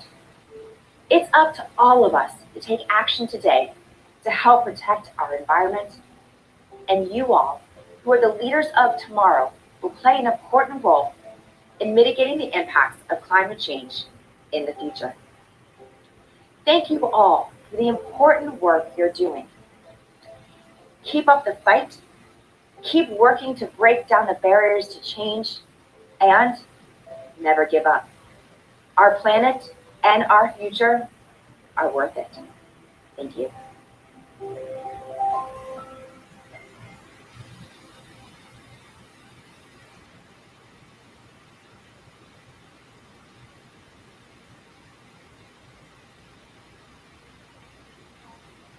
Awesome. Great. So we will introducing our next speaker. Our next speakers are Florida Climate Fellows Lacey and Cameron. Lacey will go first. She is a recent spring graduate from the University of Florida with a bachelor's in environmental science. She's currently at Indiana University Bloomington, completing a master's of public affairs with a focus in building equitable and climate resilient communities. She will speak today on the story of climate in rural communities. If you have any questions for Lacey throughout her speech, please put them in the chat. Lacey, whenever you're ready, you have the floor. Thank you, Amanda, and thank you all from Campus Climate Corps for having this really wonderful and needed conference. So I am just going to share my presentation. Can everyone see that? Yes. Great. So as the previous speakers were talking about, many of us know that there are these current and projected impacts of climate change in rural communities that are devastating them economically, socially, and environmentally. So from early spring of this year to late summer, I actually interacted both virtually and in person with rural community stakeholders on the impacts of climate change and how they can get involved in resiliency efforts. My journey not only provided me an opportunity to share rural climate action information, but it also opened my eyes to a new narrative of the rural climate story. So today I want to share with you all that I have learned from my journey because I think it can provide some really insightful information on creating more effective and successful climate action programs, especially at the local level. So my journey actually started about midway through my junior year of undergraduate school at the University of Florida. I participated in a climate research project with the Bob Graham Center for Public Service, and I worked for UF Extinction. And through both of these experiences, I started to notice there was this large gap in climate planning between urban and rural communities in Florida. And so I began being very curious about reasons for this gap existing. And that led me to write an undergraduate thesis on the climate planning challenges in rural inland Florida and what can be done to overcome them. So through my research, I started to uncover this new perspective on the rural climate story with two main findings. First, rural attitudes towards climate change and environmental conservation are misunderstood. And secondly, rural Florida is often excluded and ignored from climate conversations. So these findings inspired my Rural Florida Climate Connections project, which sought to better understand rural climate perspectives and actually include rural residents in the climate conversations. So the main part of my project was me embarking on my Florida Climate Roadshow circuit to interact with local community-based organizations like Rotary Clubs, Kiwanis Clubs, and Chambers of Commerce throughout rural North Florida. From mid-April to the beginning of July, I presented to over 14 local service groups all over North Florida, ranging from Hamilton County to Marion County, and between Leon County and Putnam County. Before each presentation, I would research the towns and counties to tailor the presentation with more relatable information and actions that seemed more doable for the capacities of these communities. As I arrived at the meetings or logged into the Zoom calls, I established connections with club members by conversing about our backgrounds, our families, lives, before each of my presentations. And then during my 15-minute TED Talk style presentations, I reviewed local county level and regional climate trends and impacts, acknowledged the power of community groups in the climate fight, and discussed actions to address climate change locally. At the end of each of my presentations, I also encouraged a conversation, and this is where I actually learned a lot more about the perspectives of climate change in these communities. So a few of these dialogues I had contained, hard-hitting questions about the validity of climate science, but I want to emphasize I was never disrespected by any of those expressing their opinions like this, and also, even though they might have questioned the validity of the science, everyone still acknowledged the value of protecting our environment in Florida. And for the most part, I was asked some really actionable, inspirational questions like, what does adapting to changes in the climate actually look like? Or what can I do as a business owner to prepare for these impacts? Or how can I actually talk about climate change in my community to those that deny it? So I also heard a lot of stories and comments that showed me there is already an existing awareness of local climate impacts and environmental issues in these communities. For instance, the Crescent City Rotarians talked about how changing lake levels and algal blooms have been caused by the difference in precipitation events and extreme heat brought on by climate change.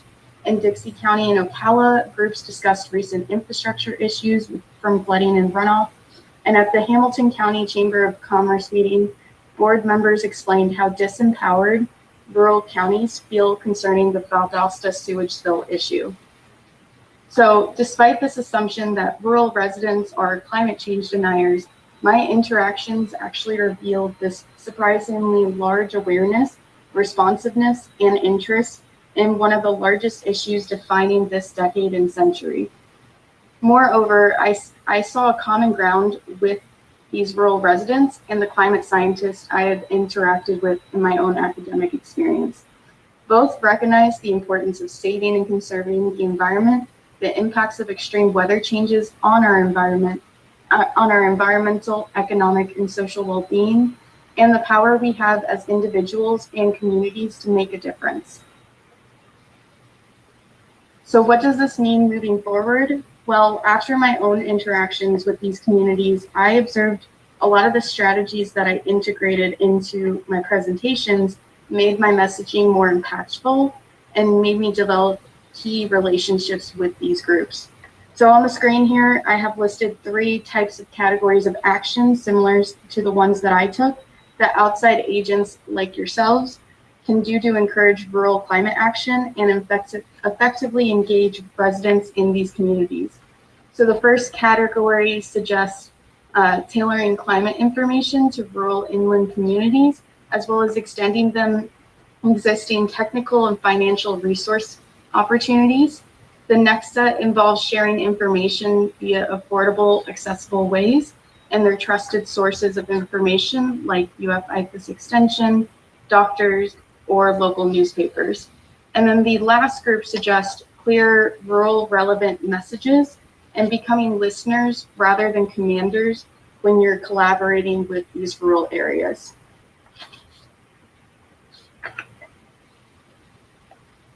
So overall, talking about climate change can often feel despairing and very overwhelming, but after every conversation I had with these rural Floridians during my roadshow, I came out with one unparalleled feeling, and that was hopefulness. Since rural communities remain an important part of our history and future in addressing environmental problems, I only hope that my work shows you all the importance of recognizing these impacts in communities and including them in the climate conversations moving forward. Again, I thank you, and especially John Capici and Amanda Heisman, for allowing me to share my work and insights with you today.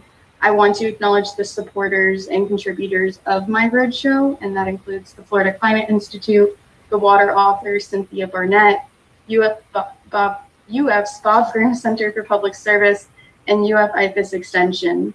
I would also welcome any comments or questions, and I have left my contact information on the slide at the bottom here if you have any other questions beyond this conference. I also just want to note that there are many other aspects to my Rural Florida Climate Connections projects that I would love to discuss more in depth for anyone interested. Thank you.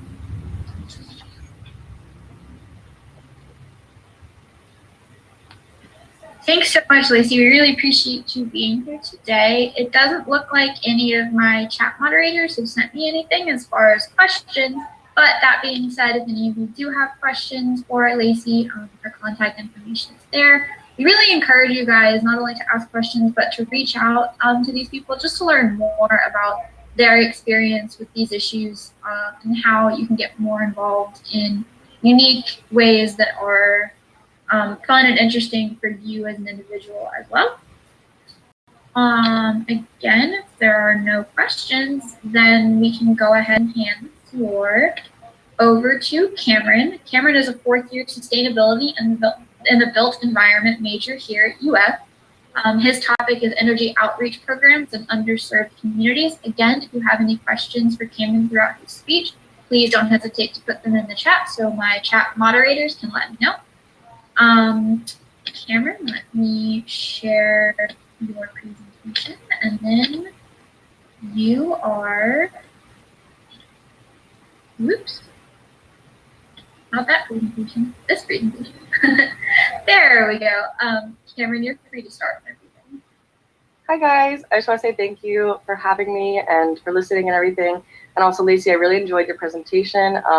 Personally, some of the stuff I'm going to talk about is related to rural areas in Florida, so I'm really excited to maybe collaborate with you in the future. But my name is Cameron Bruce. Again, I'm a 4th-year student at UF, and of course, I'm really passionate about climate change and sustainability initiatives. So I'm here today to talk about my research with the Florida Climate Institute. It is basically, I got my inspiration from Alachua County's nonprofit, the Community Weatherization Coalition.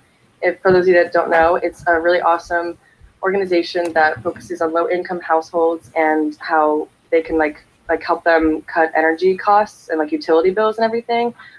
It's really, really cool. And I actually did a virtual energy tune-up like a Zoom meeting conference thing like last year during COVID, but it was really cool. It's a very empowering organization, and I'm really passionate about it. So when I was given the opportunity to do research, I decided to kind of focus on the CWC and see how we can scale their project into something bigger and more like broad across Florida. So of course there's different resources and different situations in each county. So I'm trying to focus more on the logistics and the methodology and just the organizational aspects of something like this, of like an energy efficient initiative across the state of Florida. So I've listed my project methodology here, but I'm honestly in the preliminary stages of my research. So not like I've been doing a lot of stuff, but I haven't like discovered much yet. So I'm just going to be honest. But this is my goal with the year and with my research. So the first thing I'm doing is definitely assessing just the CWC in general and their history, their experiences, their opportunities and constraints that they faced in Gainesville. And my second step is going to be to focus on Sarasota County. They've actually developed a similar program, not the same, of course, but similar. So I'm working with them and some of the key leaders over there to learn more about their program. And then from there, I just want to look at it more from like a planning aspect and just understand like the future of just scaling up projects like this, because again, like I said, people are complex, like every county is different. There's different resources, different funding, all of that. So I'm just excited to kind of understand Florida more and just give some guidance to the future leaders of each county in Florida as to how they can have similar energy efficient initiatives in their county. And lastly, I will say how this relates to climate change. It's kind of exciting. It's a more indirect way, I will say, but it's really cool. It's kind of the main purpose is just to alleviate the pressures that we have right now with the energy transition to renewable energy. So if we make our households and our communities more energy efficient, then of course the transition to renewable energy will be way much more efficient and successful. So that's pretty much it. I've listed my email there if you have any questions, but I would love to collaborate with anyone too if anyone has any interest. Thank you guys.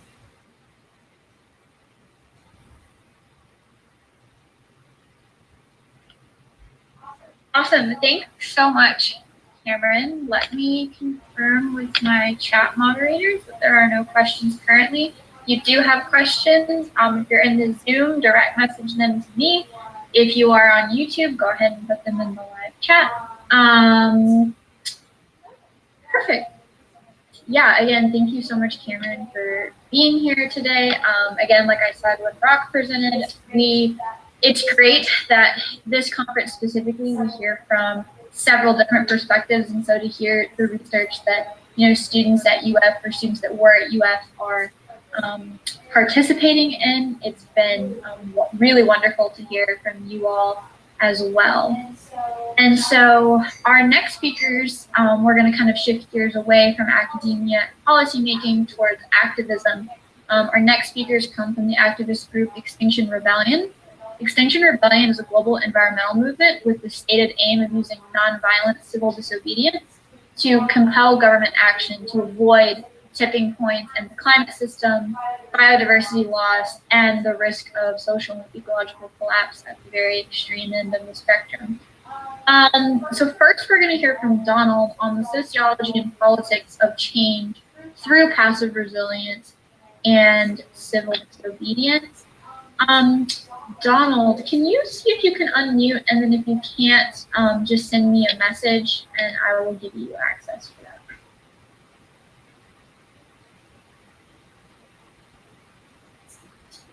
Okay. Oh, there we are.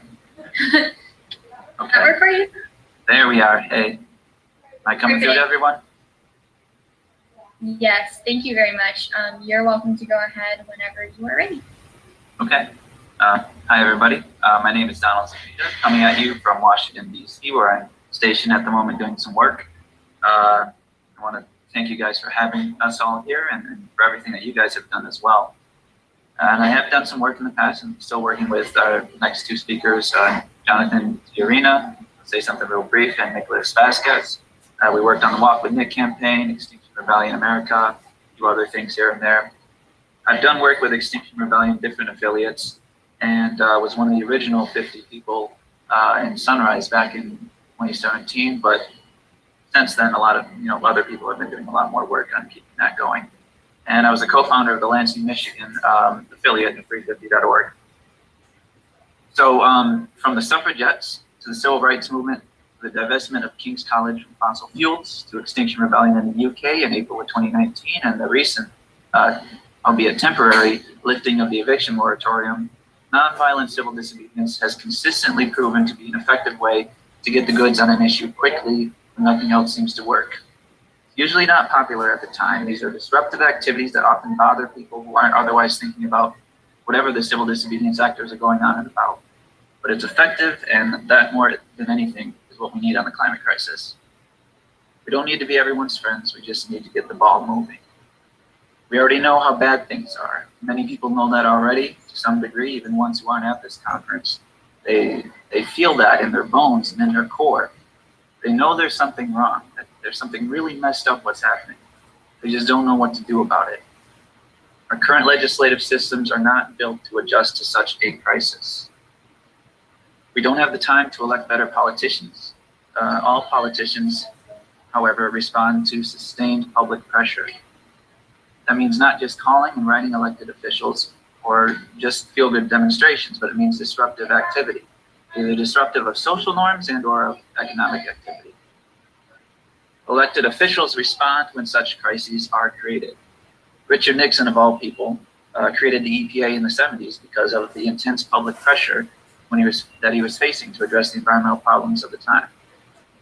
And when we are facing the potentiality of extinction and the likely possibility of the death of Africa, impoverishment of billions, and the end of civilization without much more ambitious targets and actions than what we currently have, it's time to ramp things up into the last effective resort that we have, which is mass, sustained, non-violent civil disobedience. We must include that in our toolkits when we talk about the climate crisis and what to do about it. If we fail to include it, we are not leading people to where they need to be. Everyone who has contributed to the Walk with Nick campaign, which we'll get into details on that in a bit, but that campaign and Extinction Rebellion America's efforts here in Florida in the past few months have been working to raise awareness of, sound the alarm of the climate crisis and what is needed to be done to address it at scale. While cities and communities are at risk throughout the United States, Florida is in a unique position of being one of the states to be most likely to be almost completely submerged underwater if we let this crisis get too bad. Our current path has about the bottom third of Florida submerged and much of the east and west coast, and that's going to be based on conservative science. And as we can see with predictions for Arctic sea ice melt, for example, that has been happening a lot faster than what the science has been predicting. So ultimately, we've got to do much better than what we've been doing. My apologies if there's background noise in the public place. Nick Vasquez, who will be speaking in a bit, he has walked across the state of Florida on foot from Miami to Tallahassee to raise awareness of and sound the alarm on the climate crisis and what is needed to be done to address it at scale. Along the way, he has been partaking in unconventional nonviolent actions to shake people out of the hell that we're currently sleepwalking into. And often been the supply van along the way, personally. Needs food, water, a place to rest for a while, things of that nature. I was supposed to be able to provide it for him as promptly as possible, at least in my role as a supply van person. And of course, this means that I was to be there in case of emergencies as well. And as the support guy, whenever Nick was doing an action, I would be there doing video. And my original intent during the Walk with Nick campaign was not to get arrested, because I had been arrested for nonviolent civil disobedience in the climate crisis already. I had been to jail already, and a part of me was like, I've done my time already. It's time for me to tell other people to step up, Nonetheless, I was doing video in places like at a high school when Nick was passing out flyers, get a trespass warning. Since I'm there filming him too, I get that too. High schools were where we were going for a good number of the actions along that campaign, because young people are at risk and need to know what they can do, and they need to know things that they aren't being taught in school, which is how nonviolent civil disobedience works and how it has worked historically and how it needs to be done to address this problem, which is like for all the good that Indian independence and women's voting rights and desegregation have all done for us.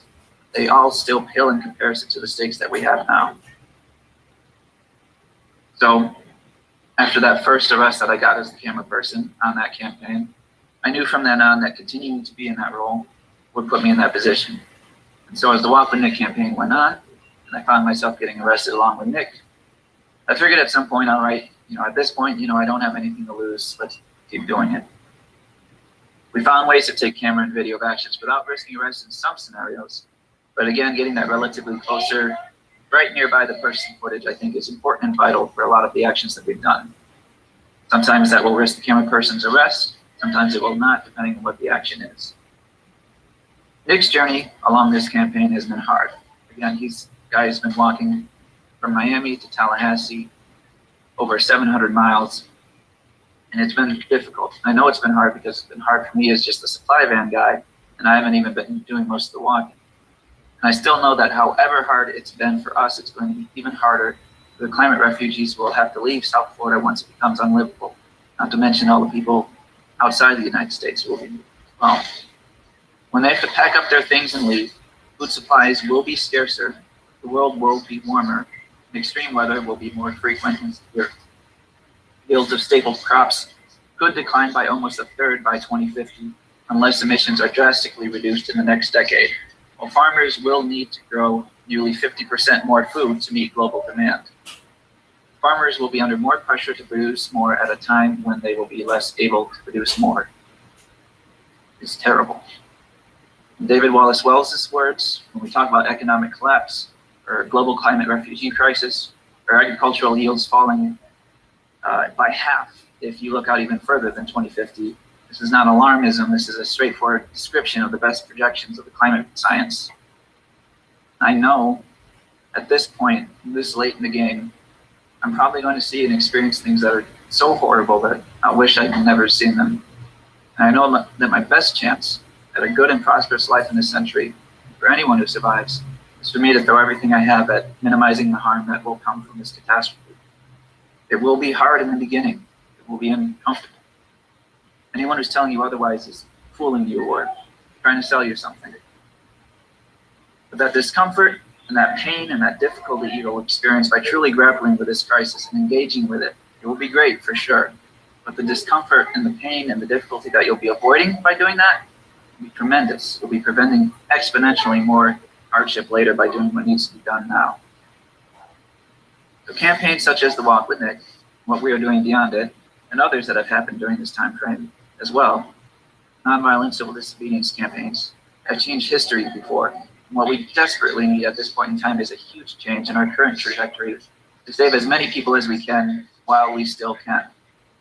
The more who join to offer their skills and build the movement, the quicker the change will come. Time is definitely not on our side when it comes to the climate crisis. So why have I been working on this campaign, in particular, the Walk with Nick one, or any campaign? Oftentimes the most simple response is that I was asked to. I know how bad things are with the climate crisis. I know we need mass, sustained, nonviolent civil disobedience to achieve the kind of changes necessary to make life as least shitty as possible, to give the French. I know that campaigns like this have worked in the past, as the civil rights movement, Gandhi Salt March, and getting women to vote. And when I was asked to join the Walk with Nick campaign, I'd been doing some phone outreach for a while by that point, so I was ready to spice things up a little. You'd be surprised, though, how many are ready to go or simply have never been asked, either at all or in the right way. So what I'm going to do is ask you. We need you to step into your reason for being alive here in the United States, of all places where our voices have more impact than in many other places throughout the world. Will you rebel for life? You deserve to live. We deserve a future. We're not going to put up with it anymore. It means more than just words, more than just shares on social media. It means stepping into the streets, out of our comfort zones, and acting like the truth is real. The question is, will you rebel for life? It's never meant to be a job for the few. We need many people engaging in acts of unorthodox, inspiring, sacrificial behavior. We need media coverage and attention on an issue that deserves so much more than it's currently. 2017, here's my previous jail experience. I went over to the state of Washington to shut off the tar sands oil pipeline. Spent 10 days in jail after the action, and then spent 21 days after sentencing. 2 years later, that particular one took a while. Different people have different experiences with jail. While some find it a place to be zen and not worry about the world, some find it hard, traumatic, and/or anxiety-inducing. I suppose for those who fall in the latter camp, then the sacrifice of serving jail time is even more meaningful. Nonetheless, however you wind up feeling about the experience, I'd like to suggest that all of us here today risk arrest for the climate crisis sometime within the next couple of weeks, if we have not yet done so. In Manatee County, my friends John and Sophie and I did just that earlier this month, when we blocked the Sunshine Skyway Bridge to raise awareness of the crisis and convey our concern. John and I then stayed in jail for 6 days in spirit with Nick, who was in for over 2 weeks due to a punitive, potentially vengeful, I don't know, judge who couldn't get the judges in Nick's other cases to revoke his bond, despite asking them to. So on Wednesday, October 20th, on top of all this, 5 Sunrise activists started a hunger strike here in DC to keep climate in the reconciliation bill. The week they're still doing it. The week before that, hundreds were arrested in DC and got the issue into the news cycle. We have the momentum now.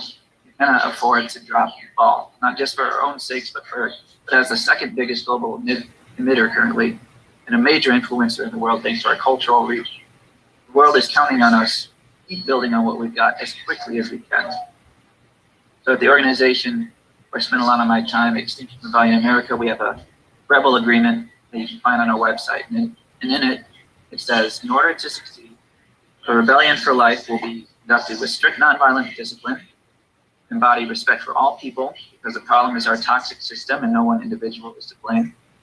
Target our governments, because only government has the power to make immediate and profound changes required for our survival. Be radically inclusive. We must refuse to let our differences divide us, and everyone has the right to fight for their lives. And then at the end, I pledge to prepare for and prioritize participation in XRA organized mass violent civil disobedience actions when they happen. The Organization of Extinction Rebellion America is available to put together nonviolent civil disobedience trainings, new rebel boot camps, things like that. Whatever you might need, if you're interested in getting involved. So any questions, talk with me. My email is donaldz@xramerica.org, or we can call or text at 206-383-3918.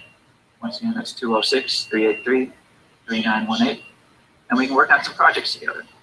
You don't need me if you want to work on a project. If you want to do it on your own or with your own friends, you can. But if you want help, I can help you. I suppose I started a little bit early, so I guess we have a little bit extra time. I don't know if there's anybody who wants to ask questions. Otherwise, I can toss it over to John. What do you think? Anything in the chat?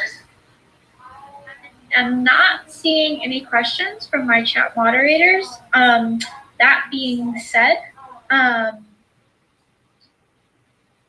yes, we can turn it over to John, and then if there are any other questions that come up, just kind of, keep an eye on, what I'm saying, and maybe we'll do a big, Extinction Rebellion Q&A as more of the activities come up.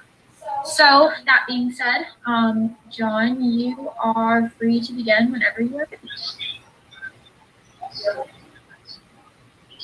Hello, can everyone hear me? Yes, you're good. Okay, great. Yeah, I'm also here in a public area, so I apologize for the noise also. My name is John, and I'd like to thank the organizers and the participants of the event for your powerful words and action on the crisis, and for letting me speak here today. I joined Donald and Nick Vasquez in August for their climate pilgrimage and campaign, and joined them for some civil disobedience actions and spent some time in jail. Good trouble, like John Lewis would describe it. I'm not from Florida. I was born and raised in California, my home state, where this year yet another catastrophic wildfire erupted, coming in at the second largest in California history.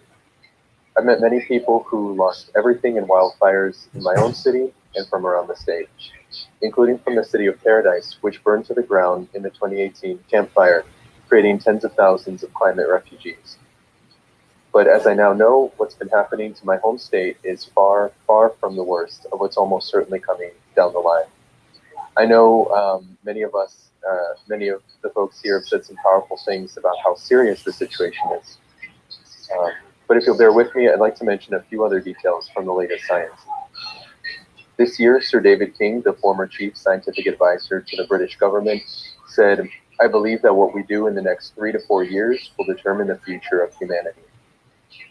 This year, Chatham House, a climate science organization, came out with a report which says the following with alarm: if emissions do not come down drastically before 2030, then by the 2030s, 400 million people globally each year are likely to be exposed to temperatures exceeding the workability threshold. Also, by the 2030s, the number of people on the planet exposed to heat stress exceeding the survivability threshold is likely to surpass 10 million a year. Exceeding the survivability threshold is their code for saying that they're going to fry to death. The report goes on to explain that even if all countries follow their NDC pledges from the 2015 Paris Climate Conference, we would have only a 5% chance of keeping global heating below 2 degrees Celsius, which was the ceiling, the supposed ceiling from that Paris Climate Conference. So we only have a 5% chance of keeping it below 2 degrees, even if all governments follow their pledges from 2015. And right now, we're on track to head towards a 3-degree Celsius world and above. The Institute for Economics and Peace reported this year that by 2050, it is likely that 1.2 billion people will be on the move because of lack of access to food, water, and a stable climate, and this will lead to war. The report states it is a vicious cycle whereby degradation of resources leads to conflict, and the ensuing conflict leads to further resource degradation. All of this fills me with a lot of fear and rage. It seems to me and millions of young people that the failure on the part of governments and business is intentional, even those who say they care about climate. And just one example is that in his first year, Biden has far outpaced Trump in approving thousands of fossil fuel permits, even while saying that he is the climate president and lecturing other world leaders on their failures. So with all that being said, I believe that we have a responsibility to emotionally connect to the horror of what's coming and to try to communicate that horror through words and actions in an emotional way to other people. Blocking roads and hunger striking, things like that seem extreme, but the situation is extreme. In the same way that climate change is not a political issue, I believe it's not an academic or even a scientific issue either. It's about our duties to humankind. It's about what we'd like our children, our grandchildren, and future generations to know about us and what we were willing to sacrifice for their survival. We need radical change, and historically, radical change has happened when normal people of all ages and backgrounds decide to engage in civil resistance and radical action. So thank you very much for letting me speak. I think Nick is not going to be able to make it, so if we'd like to go to questions and answers, probably for Donald and for me also. Donald will know more though. So thank you. Thank you guys so much for being here. We do have some questions. That's exciting. It's our first questions of the day. These questions are regarding the judicial decisions of, kind of dropping the hammer down on you guys that were partaking in civil disobedience. So the questions are, what about, the judges?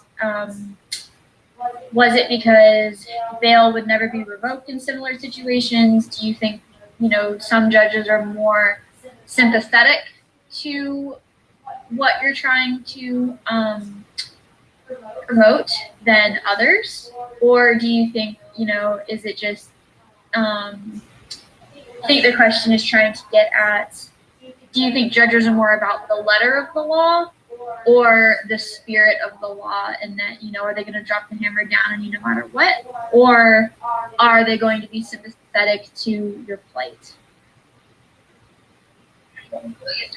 Yeah, would you like to get it? And I have a couple things I'll say after, but yeah. Sure.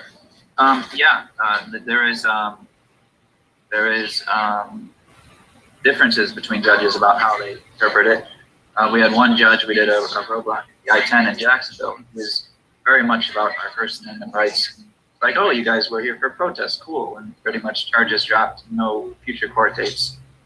So that was cool. A lot of it tends to be, you get the charges and you, for what we've done at least, there've all been misdemeanors for this campaign, but you get the charges and you have cases to go through. Then there was one in Manatee County situation with Nick. The judge found out that he had been doing other nonviolent civil disobedience actions afterwards, so revoked his bond. Like I said, tried to get the other judges to do it, but none of the other judges really thought it was that as important as this is, so they're like, no. So eventually, we got some press and coverage, support, and I think the judge was like, we, kind of backed down a bit and offered Nick a chance to be released and just charges dropped. Well, time served, basically. I don't think he has a record. He spent over 2 weeks in jail because of that revocation of bond. He has some other cases still in the pipeline because of he was walking through Florida doing nonviolent civil disobedience. So, there's a potentially an argument for going to court and going through the process for trying to use the necessity defense, but we have a bunch of other chances to do that as well. So, figured, take the deal, get out, so you can go out and do things, plan for things going forward.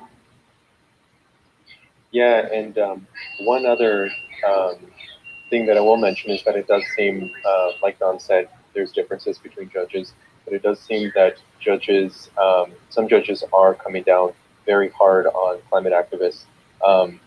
The one who ruled for Nick from Manatee County, who asked all other counties to revoke his bond as well. She's a member of the Federalist Society, which is backed by Chevron.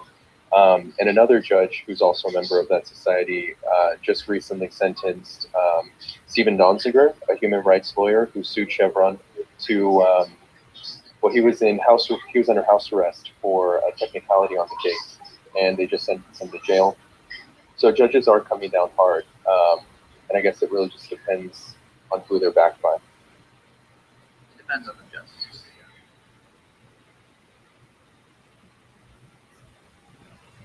Awesome, thank you guys so much. We actually have another question for you guys. And this one is, the social stress conflict cycle is a primary destructive agent of climate change. And so the tension that's created in the social atmosphere can be counterproductive to climate efforts. And so how much of the current border stress we're seeing is climate related, going back to climate migration, and how much of that migration, how many of the border issues are climate related? Yeah, my understanding is that it has played a role in, for sure, in Syria, in terms of getting folks, that civil war to happen, which then means people leave. So I think most of them went to Europe if they tried to leave. But it plays a role. I don't have exact, it plays this much a role. I know it plays a role, and I know it will play an ever increasing role in people trying to leave. Because there are going to be places that are literally uninhabitable. Well, at least at 3 degrees, and probably at this point, even if we do everything we can, there's still going to be some places that won't be inhabitable. So we need to prepare for that, because that will lead people to leave those areas, because people usually don't like to die. So it's I don't have 15% of it on the reasons they leave is climate change. It kind of all plays into each other, and someone who actually specifically studies that might have more exact details on that, but what I'm aware of. Yeah, I will mention, I also don't know exactly how many refugees coming from the South are specifically climate refugees, but the science does say that if emissions don't come down radically, there will be about 1 billion people or more on the move by 2050 coming north. And mostly it's going to be in South America and Africa, where it's going to be the worst effects, the worst droughts, the worst famines. So definitely that social stress will very likely lead to the collapse of our society as we know it, because of the amount of people coming, the wars, the conflicts that will be generated by that. So it is very, very serious. The implications, if we don't bring it down within, like Sir David King says, 3 to 4 years, we'll probably see a mass global kind of collapse because of this. Can actually speak a little bit on that as well. I've done a little bit of research pertaining to what we call climate migrants. Unfortunately, under international law, they are not considered refugees because they don't meet any of the 5 parameters of prosecution. These parameters have to do with, fearing for your life or your safety based on, your race, religion, political beliefs, and so there have been several cases where, for example, rising sea levels in very small, impacting very small islands, and those islands, specifically in Oceania, that have, native populations. Those native populations are having to flee their homelands and go to, Australia, New Zealand, and the judges there are not granting them refugee status because they don't meet any of those 5 factors of persecution. And this becomes a really big problem because as far as international law is concerned, refugees have a much greater sense of rights that they are protected under than just having a migrant designation. So there are actually a lot of groups working on the legal side of this, working with the UN, doing a lot of research on creating this new definition of refugee to be able to include climate migrants. And so there's definitely a lot of social pressure there affecting how we think about climate and people that have to migrate because of climate change in terms of international law and things of that nature. So I hope that answers your question. And thank you for your question. We very much appreciate it. Actually, I have another question for you guys. This is exciting. We're sparking a lot of debate here. Molly would like to know about how she can participate in civil disobedience while keeping a job, because her primary role is not working in environmental activism and organizations that partake. Obviously, activism and disobedience is important, but do you have advice for people who can't risk losing income, housing, etc.? How disruptive has jail time been to your life? And how can you participate in civil disobedience activism without potentially causing economic risk? Sure. I'd suggest talking it over with your employer and scheduling around, like if you have a certain number of days off or you take a week off or something like that. Here's what I'm doing, here's what I'm doing it. And try and, talk it over about that sort of thing. And I'm still, committed to the company. I'm going to keep working for you guys, but I need to do this thing on these dates and hopefully we can work something out there. Let's see, shoot, I forgot part of the question, I feel like, but did you have anything, John? Yeah, sure. I think, well, first I was going to mention that if you would be interested in connecting with us, we are in the middle of design campaign and we're not sure if we're going to do it here in DC or in Florida. We might do it there. So if you'd be interested in that, definitely send us a direct message or to Don, his contact info. And so what I found is that with some of these campaigns, a lot of people, like for example, here in DC, there was the People versus Fossil Fuels week-long event, and thousands of people came, hundreds got arrested, and most of them have jobs. So they only got arrested, once or twice. I feel like if you're able to take a few days off of work, and you're not too worried about it being on your record, then you could definitely participate in a couple actions. Usually when you do a roadblock, things like that, you'll be let out. The next day you can bond out. And if not directly in the action, support roles are always needed. Prison, jail support, art, design, social media, things like that. And the last thing I'll mention is that one thing that's really inspired us right now and is inspiring us in our campaign design is a movement called Insulate Britain in the UK. And they have a lot of resources. They're just really cool to see the way that they're going about civil disobedience. And many of them have even quit their jobs, lost their homes, some of them. So I guess in a way it also depends on, of course, what your situation is, but also what you're willing to risk for the crisis. So yeah, hope that helps a little bit. Awesome. And I think the second part of that question for you guys also was, how disruptive was that jail time to your life, to your organization, and to just, your day-to-day activities? I'd say anytime I've had served jail time, it was like I understood what I was getting into, and so I kind of had already planned around this. So it wasn't super disruptive for me because it's like I know I'm going to need jail from this time to this time. As far as for myself, I'm 32. I've worked food service, security, done a bit of I've gotten stipends sometimes for climate work, and just saved up a lot. And so sometimes when I do that, I have this amount, and then just, all right, now I'm free. I can go out and work on these sorts of things.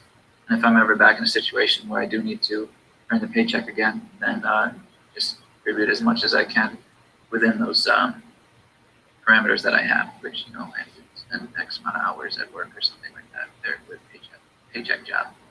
This is work too, but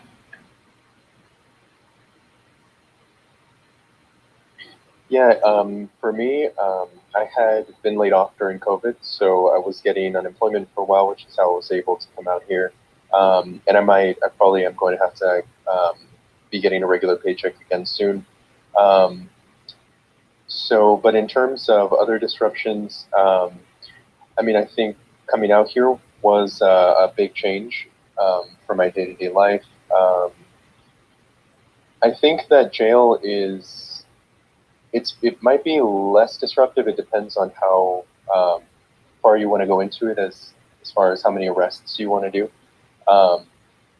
Doing a few arrests would probably be the least disruptive, but especially as part of maybe a larger campaign to continue the pressure, because the continued pressure is what really gets the governments and the public to pay attention. Yeah, I think it does worry me having all of this on my record and being able to find a job and things like that. But something that I do think about, I guess, is if we do have such limited time to really make a change, then for me, I feel that it's necessary to be ready to sacrifice if we only have a few years to catch the ball before it rolls off the cliff, I guess I'd say. And I should also add, my arrest back in 2017, and then finally conviction 2019, because that was a long process, was for turning off the tar sands pipeline. The arrest, it doesn't show up, I guess, on the record, at least not, because I got a security job after that arrest, so at least not for people I went out and worked for. Or maybe, but I also talked with folks, even after the conviction came down, told them this is the situation, did it for climate change, important issue. And that's basically explained it with people up front. If I was looking for a different job or a new job, because I have done some of that. And then of course, if you're, climate money, people will pay you to do nonviolent civil disobedience is probably a little harder to find than just more traditional jobs at this point in time. But if you're going for something like that, that's only really probably going to help you, if anything. But as far as traditional jobs go, yeah, talk it out with if you're looking for a new job or something like that, or if you just want to make sure people understand that your current job, talk it out with them and let them know the situation and how you're still going to be there and show up for them, and you're not going to let it get in the way of that work. If you are willing to let it get in the way of that work, that's an option too. But be upfront with whoever your manager or employer is, so that way you'll have to accept the consequences if you do that. But basically, yeah, try and save up while you can and do what you can with wherever you are in life. Thank you very much, you guys. Molly does say thank you. That's super helpful. Peyton has a question. How has House Bill 1 specifically impacted climate-related demonstrations and civil disobedience? I know we've talked about it in discussing actions that we do. However, in our experience, like the people protest against it, that it has happened. But in our experience thus far in this campaign, we haven't done a lot of roadblocks, maybe 2 or 3 actually. I think 2 of them we did after HB 1 was put on hold. I think that's still the current status. It's under review at the moment. There was one action that Nick did, and I want to apologize. He's not feeling too well, so he's probably not going to be able to make it.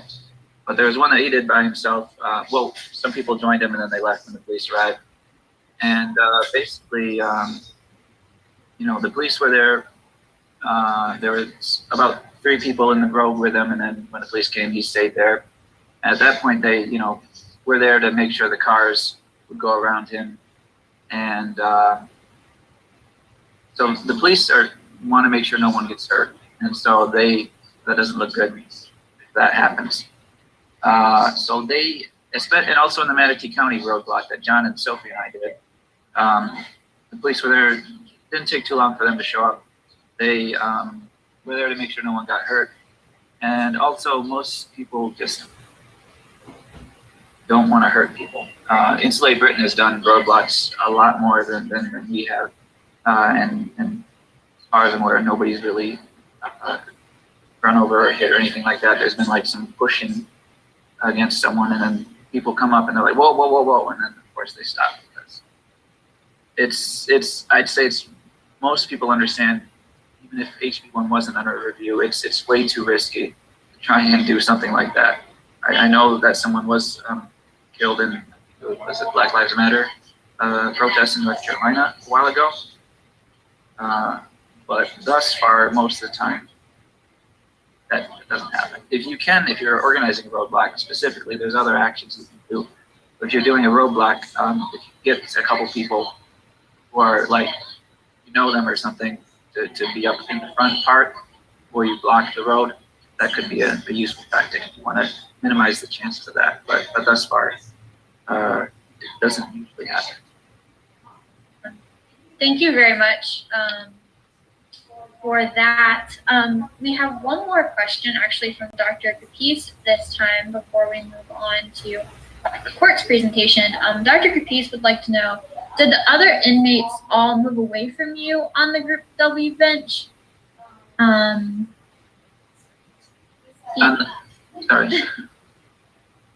Go ahead.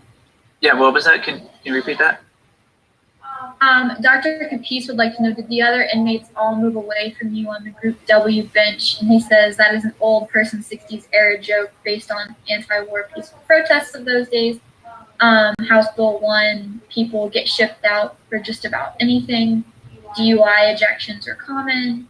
So the question was, did the other inmates all move away from you? Move away, I don't want to be near these folks? Yeah, and I think he's trying to get at,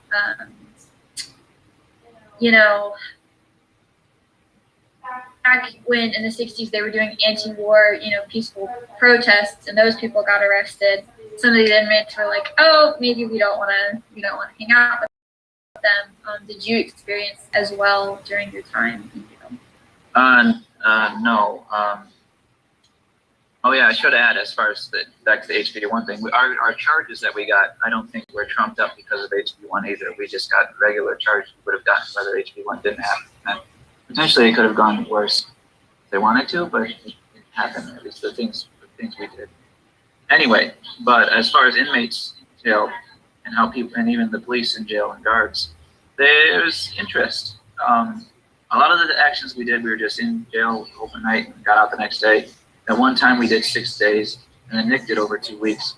But yeah, it's generally interest from our experience there, and even mine way back in 2019 and 2017. Interest by the inmates and talking about it, and even if they don't always agree, they're like, oh, I respect that you're willing to do this sort of thing. I believe in my experience. So no, people weren't trying to stay away really, and people were like, oh yeah, what's this about? It's like, oh, okay. Well, thank you both so much for sharing, your experience from the activism side of it. I know a lot of people are really scared to get involved in activism because sometimes there are repercussions to it. And so being able to talk about seriousness and how to mitigate that is very important for anybody who really wants to get involved as far as civil disobedience in terms of the climate crisis. So thank you both so much for being here today. We really appreciate it. Yeah, thank you. With that, I will introduce our next speaker. I'm thrilled to announce our next speaker because she's a professor in my home department of food and resource economics. She's also the director of the Impact Analysis Program and is going to speak today on the process of economically modeling climate change. If you have any questions for her throughout her speech, again, please put them in the chat so that I can moderate them and ask them towards the end of her presentation. Dr. Fort, whenever you are ready, you have the floor. All right, thank you, Amanda, and thank you everybody for attending and having me. I did not prepare, I wouldn't call it a speech, and I didn't prepare any slides today because I wanted to keep it a little bit informal. So absolutely, if a question comes up, Amanda, in the middle for a clarification about any of the terminology that I might use, I'll try to stay out of economic jargon, but feel free to interrupt me, and I hope to leave a good bit of time for Q&A. We have it. But yeah, I was asked to talk about, I think, carbon accounting and modeling the economic impacts of climate change. So this is taking me back a little bit to the beginning of my career versus what I'm doing exactly right now. So my expertise is in regional economic modeling. What we do a lot, I have a research and extension appointment here at the University of Florida, and really what that means is my job is to make sure that decision makers throughout the state understand the size, the scope, and the structure of their local economy, and also within the state or the national or global economies. One of the things that means we do is also look at how the economy is impacted by outside stressors or drivers of change. And the type of modeling that I do is typically looking at impacts over a shorter time horizon. So over the next, say, 5 to 10 years.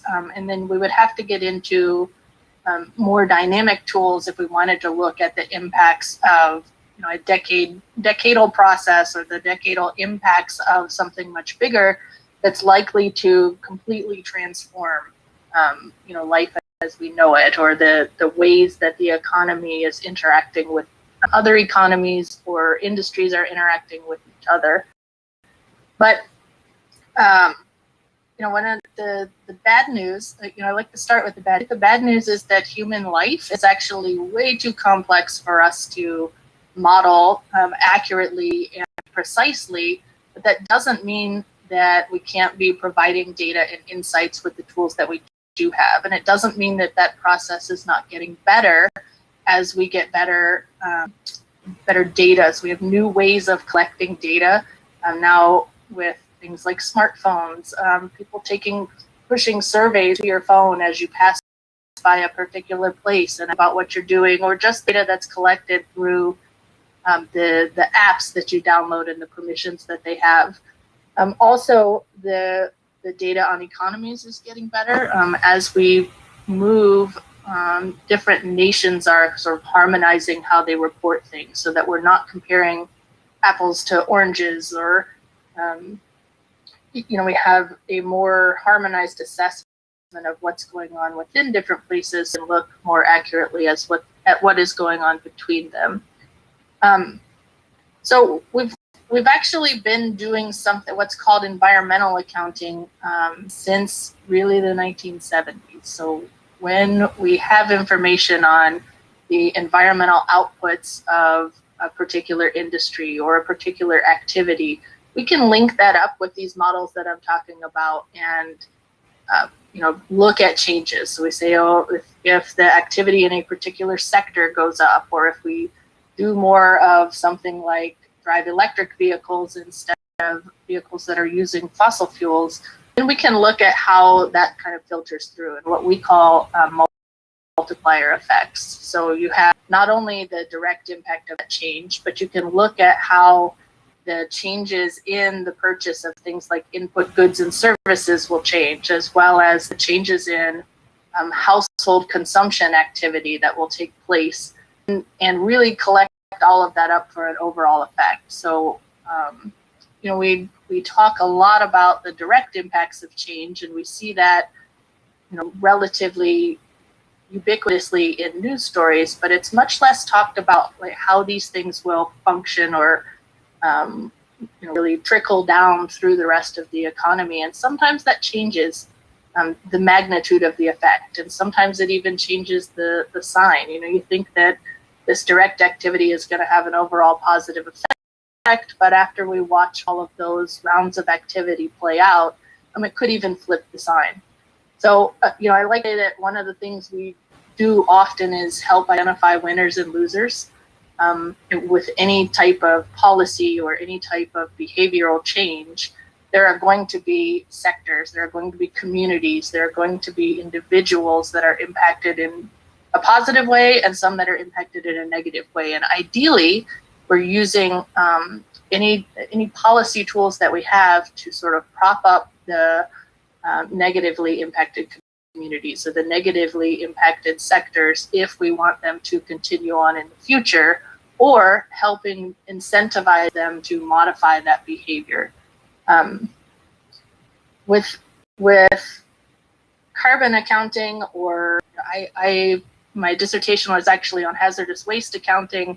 Any type of environmental accounting, the assumptions are really important as well. So I talked about making sure that we have the data to be able to do this modeling, but we also need to be really careful interpreting results that are reported in the media or that are reported by other scientists, that we really know how they got arrived at those results. So with carbon accounting, you'll hear the terms, the production accounting or consumption accounting. So are we trying to look at the level of carbon emissions or carbon equivalent emissions from that are emitted by a particular industry in their activity alone? Are we looking at the multiplier effect of all of the activity that's associated with that direct change? Or do we want to have consumption side accounting, where we're really flipping the coin and switching to say, this particular behavior that individuals are engaging in throughout the entire economy is responsible for this level of emissions? The other thing that's become easier, but still something that we have to tackle, is the point source emissions versus non-point source. And when we're looking at accounting, we have to assign that somewhere. So do we assign it at the origin of the activity, wherever, if it's a ship that's traveling across the ocean, where are we going to assign those emissions to? The origin country, the destination country? Are we going to split it in between them? And all of these assumptions will really drive that final result that you arrive at, which is what you're going to be making those decisions based off of. So it's really important to understand not only the numbers that you're talking about, but exactly where those numbers came from and how they were estimated. The same is true for economic impact. So I am often, even with climate change not being the primary focus of my research program, I'm often asked by the media to comment on results that have come out recently. And one of the, maybe the word alarming is a little bit too much, but the alarming thing to me is often that we are estimating the economic impacts of climate change with models that are a static snapshot of the economy as it exists right now. What that means is we're assuming the economy functions and behaves in the way it does right now, 10, 20, 50 years out into the future, and we know that that's not true. So we have all now lived through the pandemic, which is an unfortunate case that we had to go through it, but it's actually been, one of the benefits is that people understand that some of these behaviors can change on a dime with an outside driver. So the fact that we assume that it looks exactly the same over a 50-year time period is a little bit, I'll say ridiculous. It's ridiculous. So, it's another reason that these are the assumptions that we're making along the way, and we need to pay attention to that when we try to take those results and interpret them and make decisions based off of them.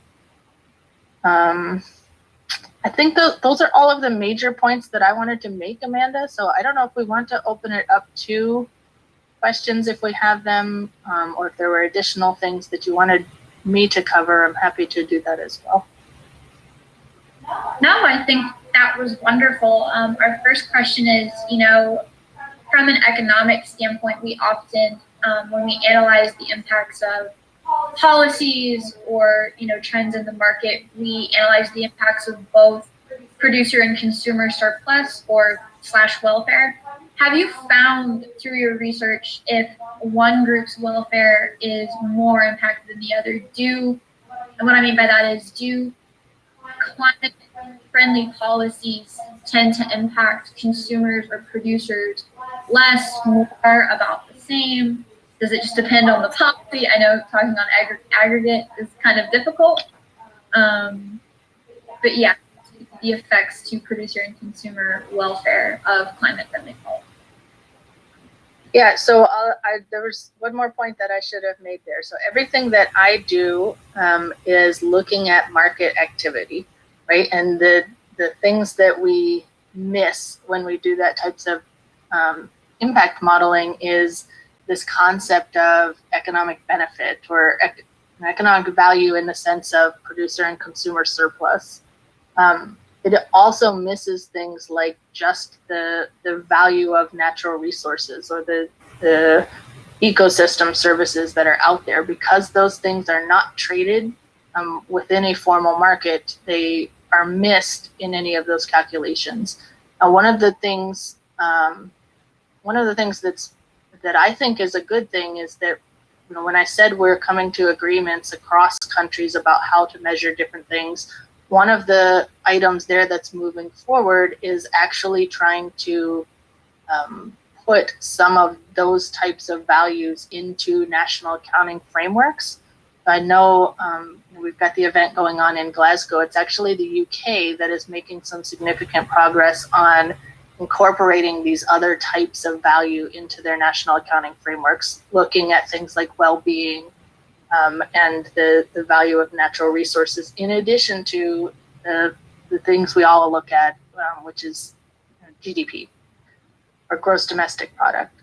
Having said that, my specialty is not in economic valuation, so I am not familiar with the literature to answer the question that you're asking, but I am sure that it is out there.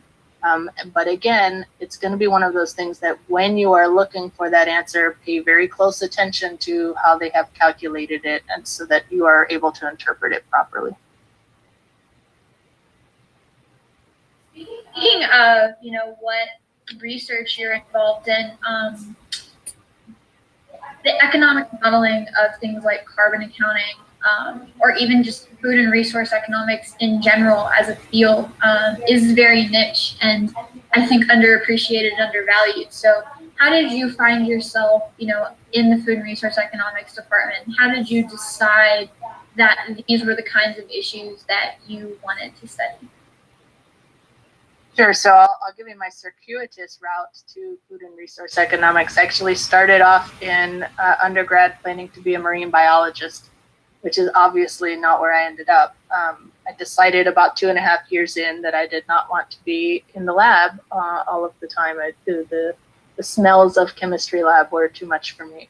So I was actually advised by a professor in the economics department at Middle Tennessee State University that economics was actually a way of thinking that could be applied to anything. And that was very interesting to me in that I can use the tools, I can use the statistical modeling and just change up what I'm looking at if I get a little bit bored. So I initially I was a contract economist with the Department of Energy at the National Energy Technology Laboratory, and we were looking mostly at energy economic modeling. About 4 years into that, I decided that I'd like to come back to academia, and that was where I found a position under Dr. Alan Hodges, who was at the time the director of the Economic Impact Analysis Program. And it let me come back to having a little bit more freedom in what I was looking at. The topics of interest weren't decided for me. And, I will say I came out of an economics department in a business school. My PhD was in economics from West Virginia University. And I'd always been sort of interested in this environmental side or ecological economics side of things, and have found a home in food and resource economics here at UF. You will hear them. Sometimes these departments are called agricultural economics. Sometimes they're agriculture and consumer economics, or even just the applied economics department. So it moves us a little bit away from the theory and the business side of things that's taught in a business school and in a little bit more applied framework. So not only are people doing modeling like I am doing in these departments, but you do have experts, and we have them here at UF in the Food and Resource Economics department that are looking at the valuation of ecosystem services, or we have a lot of expertise in behavioral economics, or how people are making decisions and how consumers are making decisions. And I think a lot of those things, even if they are not being directly applied to questions of climate change, they can be. So if anyone is interested in how do humans behave, why do they behave that way, and what are the economic outcomes because of that, I think it would be good for them to stop by and talk to any of the people in the department. Yeah, speaking of those within the Food and Resource Economics department and within the Economic Impact Analysis program, how many professors, lecturers, and those who have research extensions within the department, how many of those appointments are focusing on projects similar to yours, where they're working on climate and environmental analysis, not just to help producers and help farmers, but also just in general, the general economic modeling like carbon accounting or other economic impacts to climate change? That's a good question. You're going to ask me the expertise of everyone in the department. There are several of us that are, I have myself and several postdocs that are working in this sort of economic modeling side of things.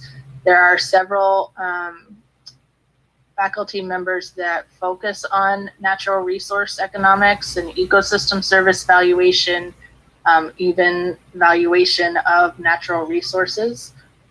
There's at least 3 people that is their expertise. And then we have others that are focused more on issues of development. There's several faculty members looking at things like the impact of foreign aid, or different policies to ensure that less developed countries are developing in an environmentally friendly way, or in a way that will be better off for the welfare of their countries. There was one more. We've got someone that focuses on marine economics, and then there was one more. Oh, the behavioral economics that I mentioned. There's a small group of faculty that have a lab that's looking specifically at consumer behavior, and then there's another center within the department that looks at market research. Awesome. Thank you very much. If anyone is interested in learning more about the kind of research that our department is engaged in, or wants to ask any questions about that research, you can find all of that information on the Food and Resource Economics Department's website. And I know faculty are happy to talk about their research. They get really excited about it, and it's very cool to hear from them. So thank you, Dr. Fort, so much for being here today. Thank you for your time. We very much appreciate you being here on Halloween on a Sunday to kind of help us figure out how are these things actually analyzed in academia. And so very much appreciate you being here today. Thank you. Yeah, thanks for having me. Awesome. So our next speaker is also a professor at UF, this time from the Political Science Department. Please join me in welcoming Dr. Thiel, who will be speaking on the political and social dimensions of the climate crisis. Again, if you have any questions for Dr. Thiel throughout his speech, please put them in the chat, and I will be happy to ask them at the end of his speech, time permitting. Dr. Thiel, please begin whenever you are ready. Thanks, Amanda. Can you hear me all right? Yes, thank you. Great. Okay, I'm going to do something a little different, I think, in that I'm going to speak more about politics and political change than actually climate change. But I'll share a screen if I can, because I have a few slides that I think will be helpful in getting across my message this afternoon. So let me see if this works.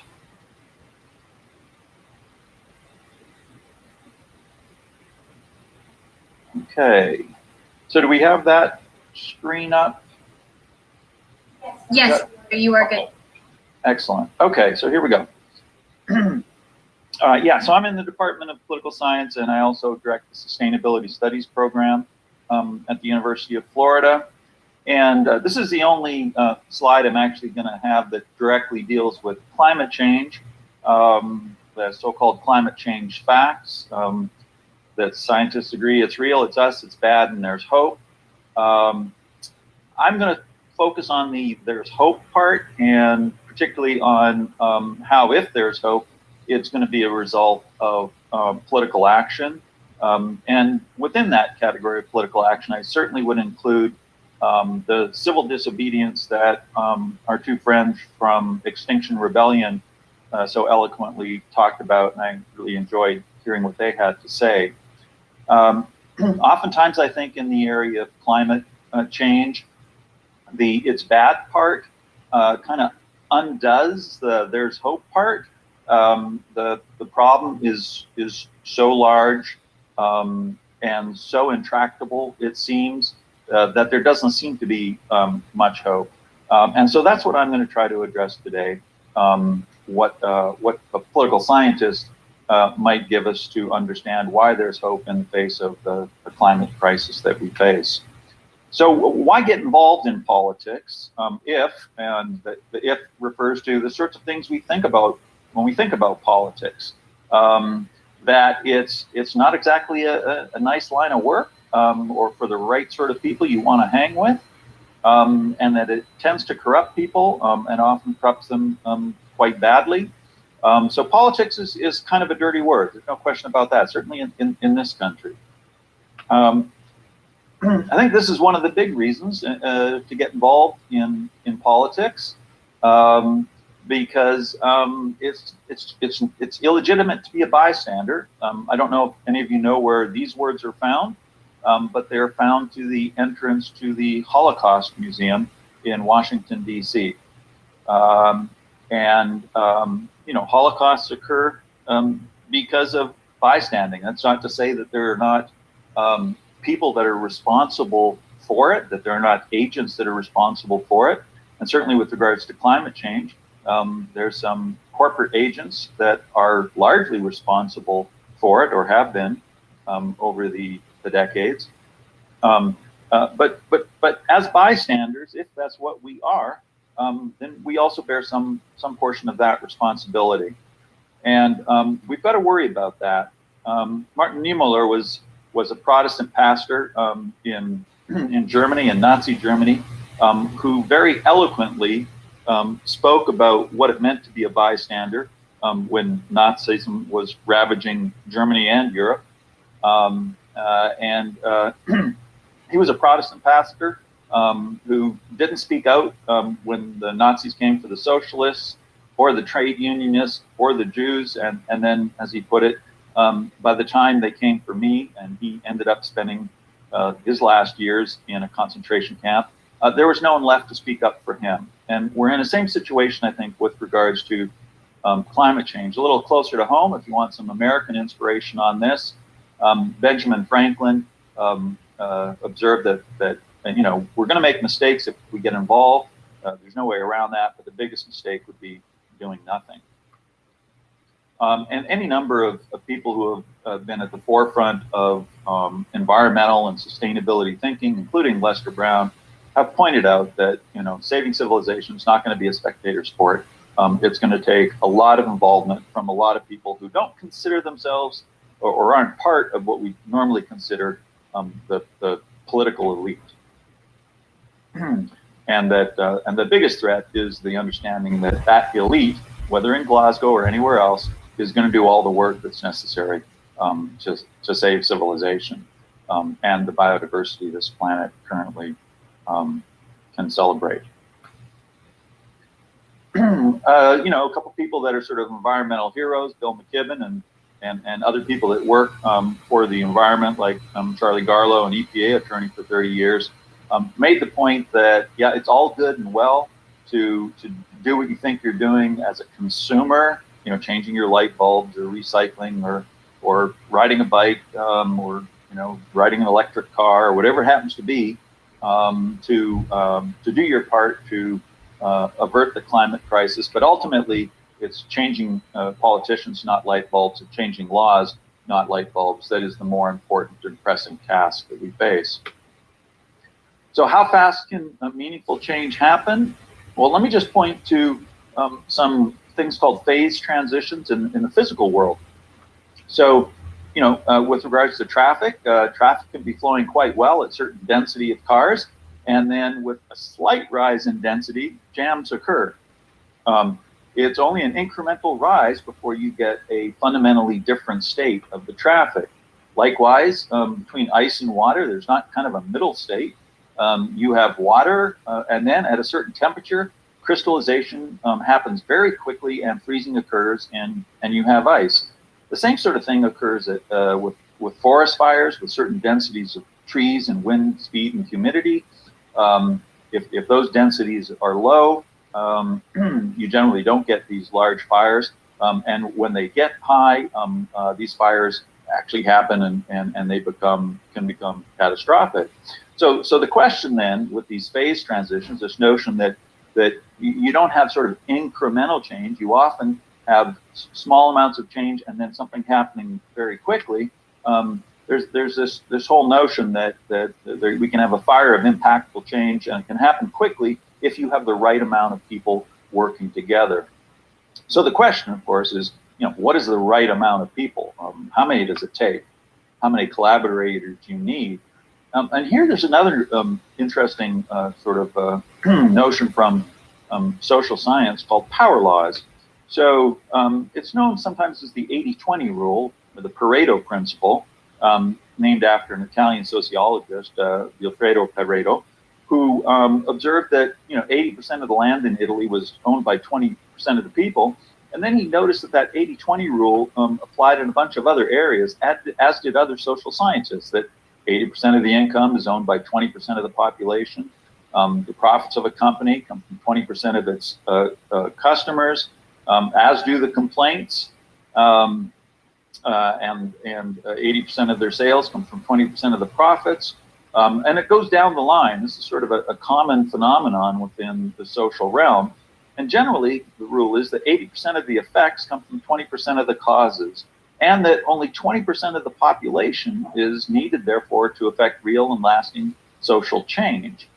You don't need, and generally it never happens, that you convince the whole population or even a majority of the population to follow a sort of a new route.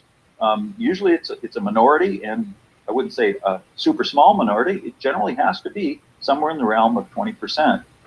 Of course, to get that 20%, you actually only necessarily need to convince 20% of that to adopt the change. And so you can see how this can ramp up as you might only need, say, 4 people to convince 20 people, and then you only need 20 people to convince 100 people. And so from small things come great changes, or at least that's the possibility. I think this was really nicely illustrated by a very forward-looking thinker, Buckminster Fuller. He's the guy that came up with the notion of the geodesic dome there that you see. And that's his gravestone. It says on it, it was known as affectionately as Bucky.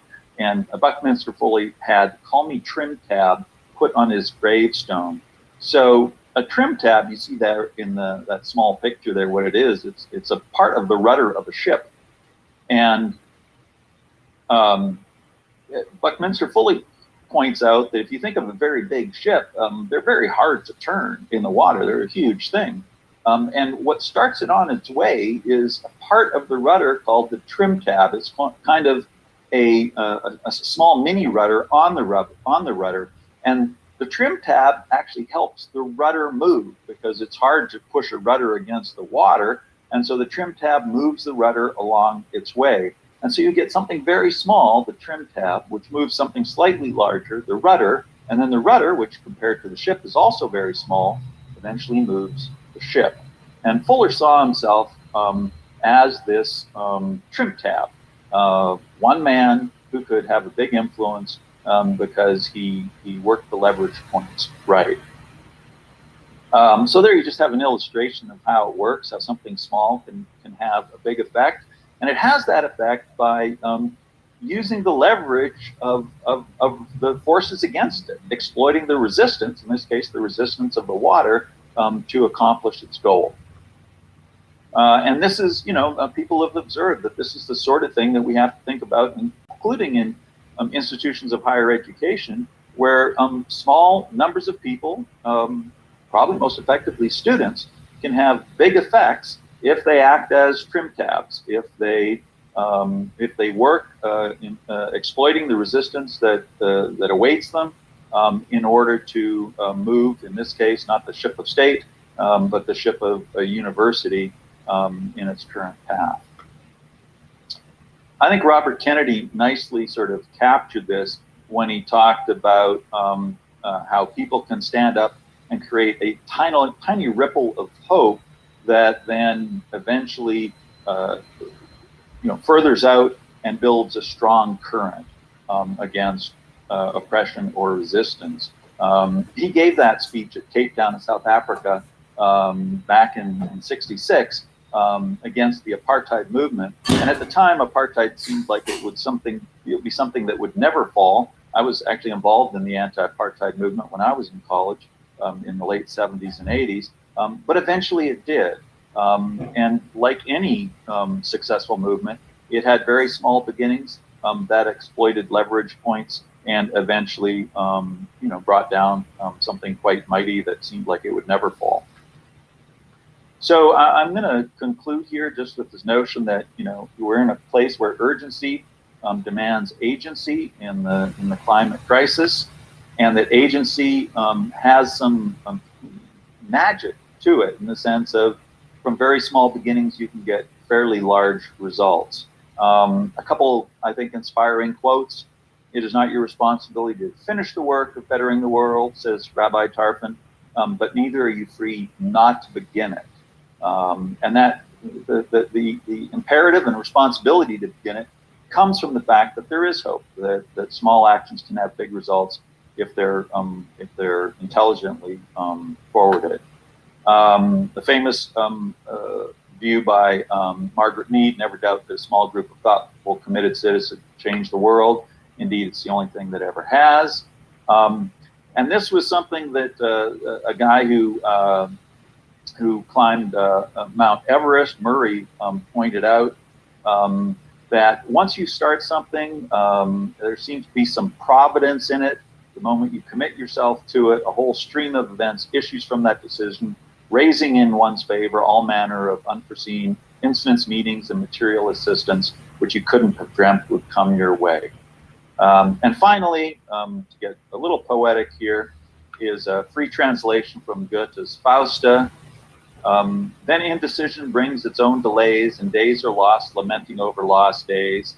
Are you in earnest? Seize this very minute. What you can do, dream, you can do. Begin it. Boldness has genius, power, and magic in it.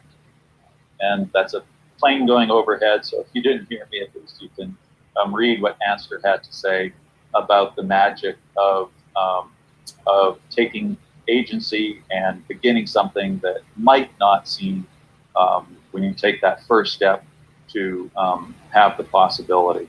Martin Luther King had the same idea when he said that faith was taking the first step even when you can't see where the staircase is leading. So I think I will, I'll conclude there, and happy to answer any questions that you might have.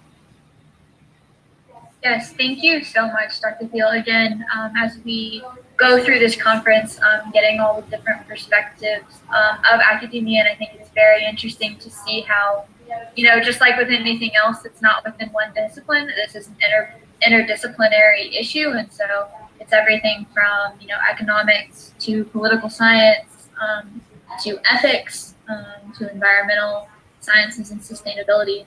So thank you very much for kind of sharing that perspective with us that maybe we wouldn't get to hear otherwise. And so our first question will be, who do you think are the most effective trim tabs, so to speak? Who's going to have, the biggest impact on climate change? Is it academics? Is it students? Is it, activists that, participate in groups like Extinction Rebellion? What's your thoughts on the most effective trim tabs in a climate conscious future? Yeah, an important question and a tough one. I think it's somewhat, contextual. It depends where you're talking about. Oftentimes within community, it's sort of respected community leaders that take a stance on something that can be most effective. Oftentimes it comes from places that you don't expect it to come from. And it's just a matter of people that don't even have necessarily any experience or background or reputation who take the lead and kind of spark into a sense of responsibility, their neighbors and colleagues, simply by taking action. It's difficult to take action, and even not even the sort of civil disobedience that Donald and others were talking about. It's difficult to take all sorts of action and put yourself on the line, whether it's walking in a demonstration or gathering votes for someone who actually has some sense of what the climate crisis demands. So I really think that in many respects we don't know where it's going to come from a lot of the time, but what we do know is it's not going to be sufficient simply to assume that the politicians that are out there are going to do it. And that's not to say that voting for the right politicians isn't important. It is extraordinarily important, and nowhere is that clearer than in this country, where climate action is actually a partisan issue. That's not something that takes place in most other countries, but here it does. Awesome. Awesome. Yeah, thank you so much. I, again, really appreciate your feedback. We have another question coming in. Peyton would like to say that she really resonated with this presentation, and she found it really insightful. And she's providing us with a statistic here that 70% of carbon emissions come from 100 companies. And so when people harp on small consumer changes, it can feel like a drop of water in a bucket. And so what would be your advice in terms of how do we make small consumer changes in the face of, the causes might be coming from a different area? Yeah, so I'm not suggesting that sort of voting with your pocketbook isn't the right thing to do. I think who we are as consumers matters. I think it matters often symbolically, as it were, or as much as it matters in terms of what the actual impact is. And by symbolically here, I don't mean to denigrate it. I just mean that when people see that we are walking our talk, it can inspire them, and they can walk along with you. So, the alternative is if you're going on about climate change a lot, but in your actions, it looks like you're contributing to the problem more than you're helping, then that sort of hypocrisy can turn people off. So I think walking your talk as a consumer is important, but again, I go back that, often changing politicians is so much more important than changing light bulbs, or changing laws is more important. And it's really a matter of not so much what we can do alone as a consumer as what we can do together as citizens that really matters here. Absolutely, yeah, and I think what we're all trying to get at is this idea that, individually we might be drops in the bucket, but at the end of the day, there's a lot of drops. If you start counting up all of us, and so, and I think Peyton, going back to, this idea that while a lot of carbon emissions might be coming from these 100 companies, we as individuals still have the power to come together and influence social change. And then going back to the idea that lawmakers and policies really reflect, or do their best to reflect, the morals and the values of the constituents that they serve. In an ideal world, that would be true. And so, as we continue to support these initiatives, it's important to remember that, we as individuals still have power as citizens, as constituents, and as consumers.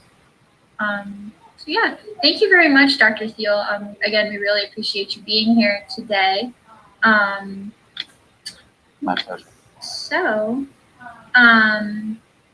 next we are excited to welcome Representative Escamani, who serves Florida District 49 in the Florida House of Representatives. Her speech will focus on the Florida legislature for renewable electric energy. Again, if you have any questions for her throughout the speech, please put them in the chat. And Representative Escamani, you are free to begin whenever you are ready. Hey everyone, sorry, I'm just getting set up on my Zoom. I'm actually in the car on my way to Tallahassee, and so I have my legislative staff here as well. So I'm so honored to join OYL today. Again, my name is Anna Escamani. I'm proud to serve District 47 in the state legislature, which includes the city of Orlando, Winter Park, Belle Isle, and Edgewood. So to any of my fellow 407 folks out there, much love and solidarity. And thanks for bringing all of us together for this very impactful conversation and series of events. I'm very grateful for your leadership, and of course, have been a very vocal champion for higher education, for freedom of speech within higher education. And so we've been talking about UF a lot over this weekend, but it's awesome to be with our fellow students and faculty members to amplify the importance of climate change and climate action, a topic that does not get enough attention among all of the other political noise happening around us. I take a lot of pride in being a lawmaker that focuses on substantive policy change, with this issue being one that's very near and dear to my heart, but of course, transformational for the future of our state, country, and planet. And so what is that bill? So the previous speaker was talking about, not just being a smart consumer, but of course, just the importance of systemic change through policy. Believe it or not, though Florida is the Sunshine State, the bulk of our energy production still comes from fossil fuels. And actually, earlier this morning, I shared a really, really good post from The Guardian that was talking about the villains of the fossil fuel industry and just focused not just on kind of the ones you'd expect, like Chevron and ExxonMobil, but also the politicians that accept money from these companies that delay change in energy, like Senator Joe Manchin out of West Virginia, who built his wealth on fossil fuels and continues to be the most well-known Democrat for accepting money from fossil fuel companies. And then, of course, you have the publicists that have perpetuated disinformation campaigns trying to build distrust around climate science, all for their political and monetary gain.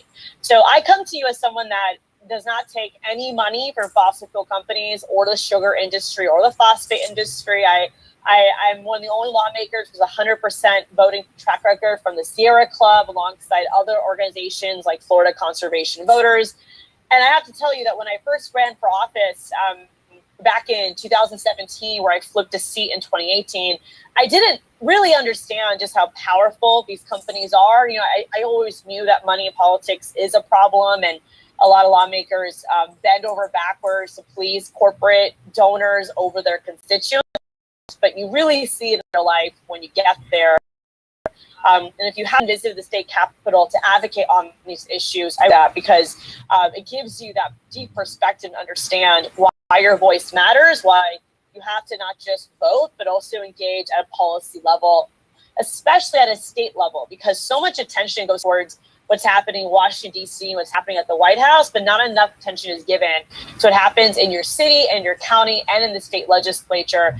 And even past legislative session, which ended this past May of 2021, one of the bills that the governor signed into law that didn't get as much attention as other policies is a preemptive measure that does not allow local municipalities to set their own renewable energy goals. And what I mean by that is many cities and counties, because of inaction by the state, have said, well, we're going to be renewable energy based or carbon neutral by this date. And some universities are establishing that goal as well.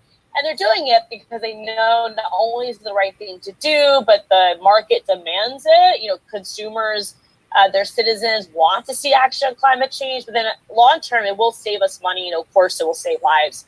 And so for cities and counties that have municipal utilities, they can still set those goals and work towards them and hold a utility company that's at a municipal to those standards. But if you have a investor-owned utility company that is your main source of energy production, for example, in the Tampa Bay area, there's TECO, the preemptive bill that the governor signed into law basically says that you cannot set a standard for any private utility company at the local level to force them to change their ways. So it is a very difficult and hostile environment in this legislative body, and I'm curious to see what questions folks have about that. But I provide that context because every single year I'm proud to file proactive legislation to actually set a goalpost, to tell the companies in Florida and the people of Florida that we take this crisis seriously, and we're actually going to put into place timelines to meet these goals. And so our legislation calls for renewable energy by 2040 and carbon neutral by 2050. Not only do we set these goals, but our legislation, which is House Bill 81 and Senate Bill 366, filed with Senator Lori Berman in the opposite chamber, not only does it set these goals, but also says that we're going to build a stakeholder committee to ensure that this transition is one where every type of involved entity or organization or individual has a seat at the table to dictate how we reach those goals. And this does include a component of job creation, because I think some of the biggest myths and rumors that fossil fuel companies use against us is that pursuing clean energy is not going to be affordable, and pursuing clean energy is going to lose jobs. It's going to create job loss. Well, first of all, we're going to have to spend a lot of money if we don't tackle climate change. So yes, money will be spent, but I would much rather spend money in a proactive effort to sustain this planet and its people and all the creatures that call the world home,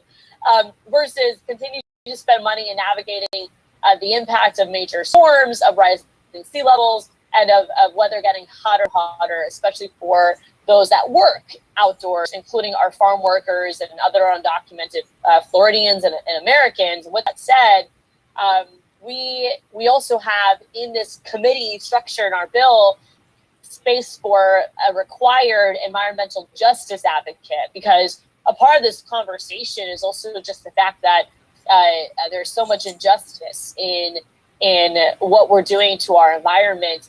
And we want to make sure that not only is the job creation intentional and integrating historic Black universities and colleges alongside those with no traditional academic background, alongside those who have been excluded from benefiting from renewable energy because they can't afford to transition. We want to make sure that there's an environmental justice voice in this bill to make sure that this transition does not leave anyone behind in the process, and it's one that everyone can benefit from. And then finally, our bill also says that the state of Florida cannot approve any more construction of fossil fuel-based infrastructure. In particular, it bans fracking in Florida.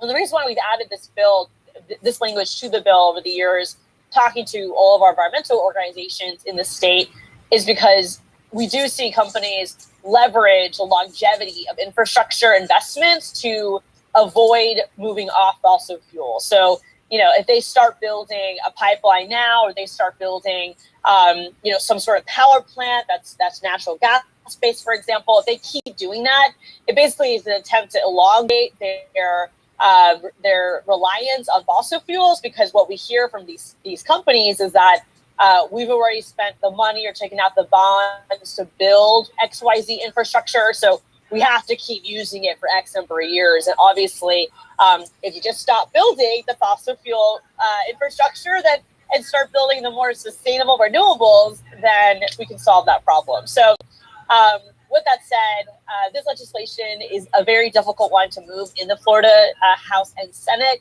again, because of the environment where, yes, we're finally hearing more Republicans talk about climate change, but they more focus on the resiliency piece than the actual let's try to stop more harm from being caused. And so I'm happy to hear what questions folks have. And again, thanks so much for having me in this awesome forum and this fantastic conversation. Really thrilled that we get to share with you a little bit more about House Bill 81 and Senate Bill 366, and just why it's so freaking important that the Sunshine States actually live up to its name and move ourselves off this archaic form of energy production, which requires us to basically dig energy out of the ground when we have so much energy around us to harness. And so with that, I'll step back and see what questions folks might have. And thank you again for the invitation. And I hope y'all enjoyed learning a little bit more about the legislative process and the policy that we're fighting for every single year. Thank you so much, Representative Escamani. I know, being from the 407 area code, I think it was really cool to hear from you as both a student and a constituent. And so it's interesting to see, kind of playing, having different roles, but still working towards kind of the same goal is really cool. And how, like I said before, this is really an interdisciplinary issue, from academia to policymaking to students and activists. And so our first question for you today is from Jacob Soto. He would like to know how you find the motivation to keep fighting for your legislation and your political and personal values when you're fighting against, these really big opponents of financial and political opposition.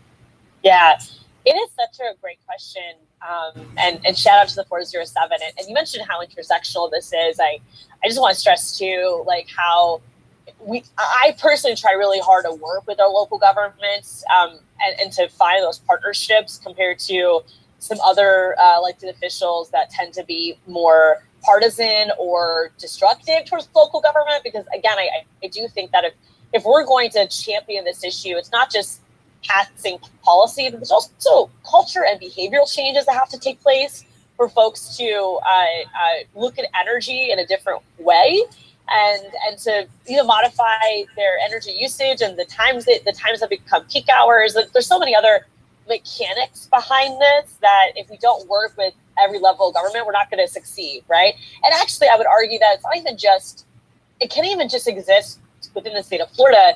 It's also regional, right? Like, what are we doing to also work with the islands, communities that are around us, and also our other inland and southeast states? And so, with that said, we have to look at our local fights, but also the bigger picture around if we're really going to be successful in moving towards a new form of energy production, energy use. It's going to take actually a regional approach, which is why we have to navigate the local work, but also keep our minds open to why, state, national, and also regional based action matters. But to this question of like, how do you maintain hope during it all? I mean, first of all, it is hard.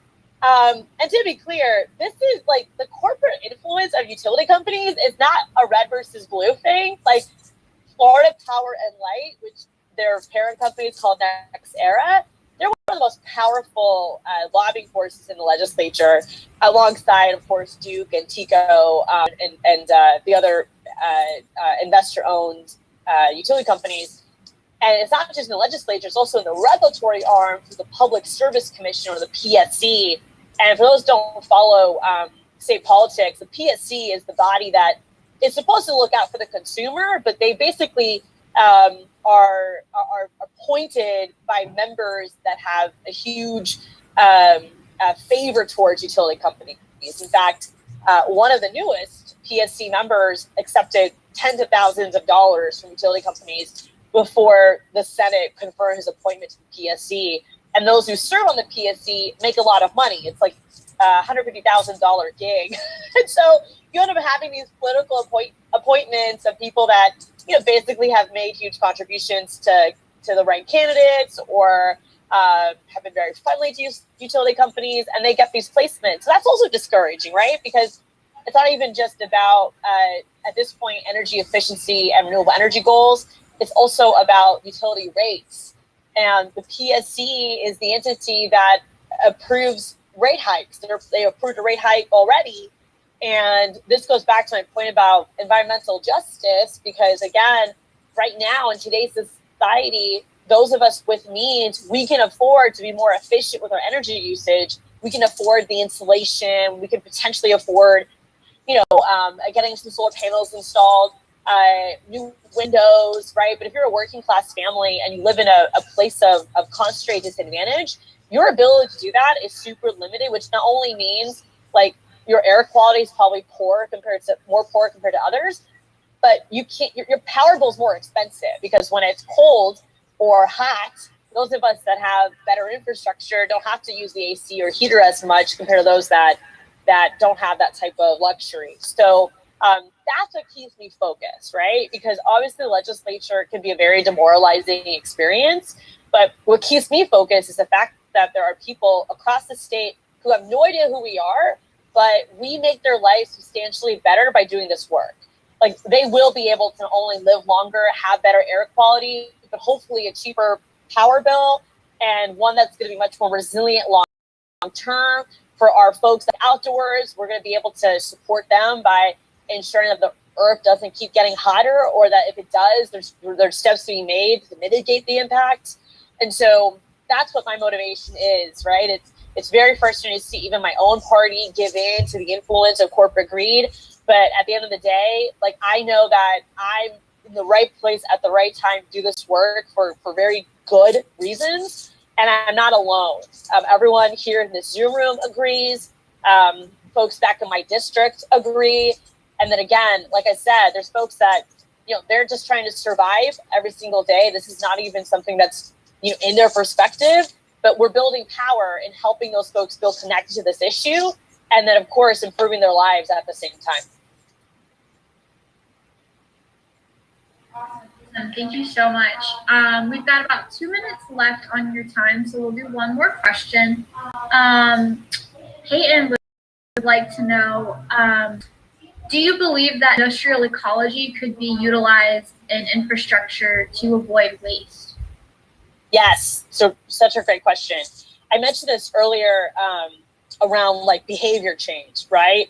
So even just thinking about when you're looking at the peak hours of energy production, energy usage, and how that ties into production, if we're going to shift to more electric vehicles and public transportation and shift towards, solar energy and eventually more improved battery storage, that also means that when people charge their cars, for example, they can't. It's better to do that at daylight when there's sun than at night when you get home, right? And then, of course, even just thinking about all the waste we produce and how we leave lights on, or even opening up the conversation to things like water usage and composting. There's so much that we need to do to mitigate waste so that we're as efficient as possible with the energy that is produced. And so that does require a lot of culture change. Of course, there's also other countries that have looked at incentives that take place in monetary experiences. So, to push people away from fossil fuels, you try to make the clean energy options cheaper, right? So that they humans decide to move away because it's better in their self-interest to do so. So we have to be very thoughtful to also just the need for incentive programs at a micro level and a macro level. And some of the best ideas, by the way, that I love are considering, carbon taxes, but carbon taxes being offset by a check that comes straight to you, right? Because again, back to my point about environmental justice, there's been a lot of criticism of carbon taxes because, the cost often goes right back to consumers. And again, if you're a working class family, like my family was growing up, we can't afford that, right? So we have seen the one of the solutions to be actually, when you pass such a policy, the cost on the companies actually goes right back to consumers as a check. And a $300 check might not be a big deal for a CEO, but it's a big deal for a working family. And they get to actually see the benefit of forcing companies to move away from these archaic forms of energy production. So they get the health benefits from it, and they also get the economic benefits of it. So there's a lot of great ways to integrate industrial engineering into this planning, but to also think more critically about, how do we inspire more people to join us? And I think one of the biggest policy challenges for any of us who care about issues of the environment or care about economic justice or social justice is, how do we help an individual Floridian understand that their self-interest can be supported while the collective good also benefits? So it's always this connection between self-interest and collective good. And I think if we can really promote these issues to impact someone's self-interest and collective good at the same time, that's how we win. And so we really need to make sure that we're messaging these issues in a way that meets someone at their self-interest, no matter if they are an environmentalist or they just want to save money, right? At the end of the day, people are going to come to this discussion from different places with different levels of understanding. So how do you help someone embrace an issue of collective good with the motivation of self-interest, being the key to get them, engaged with us on that conversation. So we were successful in doing that with a $15 minimum wage amendment this past election cycle, an issue that has been, overwhelmingly embraced by Democrats more than Republicans, and despite the fact that Florida's legislative body and governor obviously lean right, voters approved a ballot amendment that leans left. And they did that not for partisan sake, but they did that because increasing the minimum wage to $15 an hour is something that touches on both self-interest and collective good. And so again, we have to really look at our issues from that lens and try to message them in a way where voters understand that this is good for me as an individual and my family. It's also good for my neighborhood, my community, and my state. Excellent. Thank you so much for being here today. We really appreciate your time and your passion on this issue. I know we didn't get to everybody's questions, so those of you that do still have questions, please feel free to go to myfloridahouse.gov, and you can find ways to contact Representative Escamani on there with any remaining questions. With that, thank you so much for your time and for being here. Thank you, and I'll drop my email, my social media handles in the chat too, if folks want to keep in touch. Definitely feel free to do that. I'm always happy to come back and spend more time as well. So thanks again for having me. Absolutely, thank you. Our next speaker, we are going to return to the world of academia with Dr. Mulkey, who is a professor in U.S. Biology Department who works on sustainability science, climate science, and environmental politics. He is here today to speak on what young people should be thinking, doing, and feeling at this point in history. Again, if you have questions for him throughout his speech, please put them in the chat. And yeah, Professor, you are welcome to take it away whenever you are ready. Hi, everybody. I'm really very happy to be here. This is such an important topic, and there's so much work to be done. I've been inspired by some of the hopeful messages. Part of what I'm going to do today is to bring a sense of realism of just how steep the mountain really is and how much work there is ahead of us. And some of the impediments that were just mentioned about the political system are very grave and very serious. I have a couple of experiences in my long career. I've been working variously on climate change for almost 30 years, and I've been a forest ecologist for longer than that. I've worked primarily on the carbon balance of forests and carbon balance of individual plants. But I also took a year off and had my contract bought by the state of Florida, and I was science advisor to the state under Charlie Crist, the governor, to his Century Commission on climate change and energy alternatives. So I really appreciate Representative Escamani's review of the politics. In March of 2007, I was giving an invited talk to a joint committee of the Florida House and Senate. I was called a liar and a charlatan, and I was dismissed. So the good news is I finished my talk on time. The bad news is nobody in that body wanted to really hear about the science. The other thing I've done that I think is really relevant to activism is for almost 5 years, I was president of a small environmental college in Maine. And I led the effort for that college, along with Bill McKibben, to become the first college in the nation, quite possibly the world, to divest its endowment from the top 200 fossil fuel companies. So we were actually number one. Right now, the total under divestment is approaching $40 trillion, which is an astonishing number and is really starting to impose some hurt on the fossil fuel industry. So I'm going to share my screen and take you through a couple of things. First, I'm going to show you a little bit of the results from the assessment report number 6, which was released from the Intergovernmental Panel on Climate Change in the first week in August of this year. So what I really want to talk about is what I call the false summit, to interject a little bit of realism. There's a lot of positive movement that's happening right now. A lot of nations are making statements and promises. They are exactly that. They're just promises. And everybody's probably had the experience of walking up a hill or a mountain, and you discover that when you reach an intermediate hill, you had mistaken that for taking you all the way to the summit, a false summit. So first, let me mention something about geoengineering, which is going to be a major issue coming at the public in many different countries, especially the industrialized countries. relying on untested carbon dioxide removal mechanisms, he's referring to industrial mechanisms, to achieve the Paris targets when we have the technologies to transition away from fossil fuels today is plain wrong and foolhardy. Why are we willing to gamble with the lives of millions of people, the beautiful life around us, and the futures of our children? This is an incredibly relevant and important question.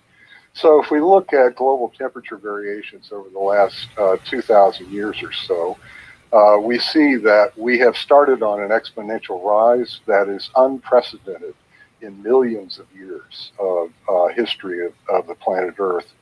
The IPCC report says we're at 1.1 degrees Celsius above pre-industrial. The Berkeley Earth Group, which has the gold standard on global temperatures, says we're actually at 1.3. And I have always taken the Berkeley Earth Group as being the best source of information for us. So if we look at temperatures over the land and ocean, it's definitely getting hotter, and we know that weather is becoming more extreme. So the land is increasing in temperature faster than the oceans. That's good news. The oceans have been a buffer. But the bad news is they're starting to become less of a buffer as time goes on. If we look at the overall temperature variation, every decade since 1980 was the warmest decade on record at the time. Air temperatures are increasing faster over land and over ocean, and the global mean increase relative to pre-industrial, according to the IPCC, is 1.1. The Berkeley Earth estimate is 1.3. So where is most of the radiant energy of the planet going, the excess energy that we put into the atmosphere? Well, it's going into the oceans.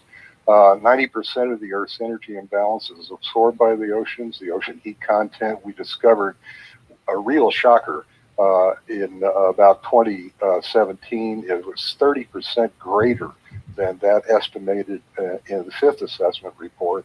Warming is now substantial to a depth of 3,000 meters. And this heat is transforming the major ocean currents and causing the atmosphere to warm faster. So here are the three primary non-condensing greenhouse gases that are so important in driving the temperature change. And you can see that since the industrial era began, they have all gone exponential. Truly a terrifying thing to realize. This comes from ice cores in Antarctica. The warming in the United States has actually been more than 1.3 or 1.1.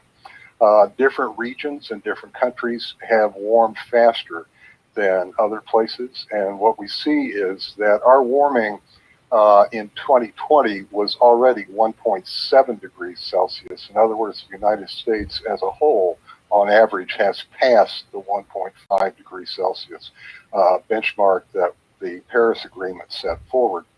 And right now, with the current pledges, we're headed towards somewhat more than 4 degrees Celsius, and that's assuming that the current trajectory is what we stay on and that the pledges are not able to bend the curve. Well, we can expect to see more droughts and floods. There's more energy aloft, and what this means is that the air can hold more water vapor, and that water vapor is a form of energy, and the air can pull more water out of the land, and thus we have more drought, but it also causes more torrential downpours, which we have seen repeatedly. We've seen both conditions throughout the world increasing. So there's a large increase in flood and drought risk projected toward the end of the century. This analysis uses medium-high emissions scenarios that are consistent with the current policies without the most recent pledges. Our food security is at grave risk. As was mentioned by the Extinction group, they're absolutely right. The frequency of once-in-a-decade drought events from the AR6, the assessment report number 6, presently, we have already passed the historical once-in-a-decade event, and it's now happening 1.7 times, at 1.5, 2 times, at 2 degrees, 2.4.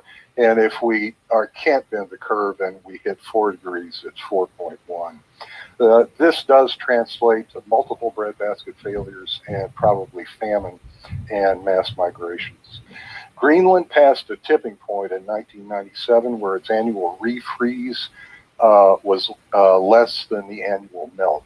And so it's been losing copious amounts of ice in the form of fresh water, and that's changing the oceans nearby. These two figures tell the story. In 1972 to 1980, Greenland was still largely frozen.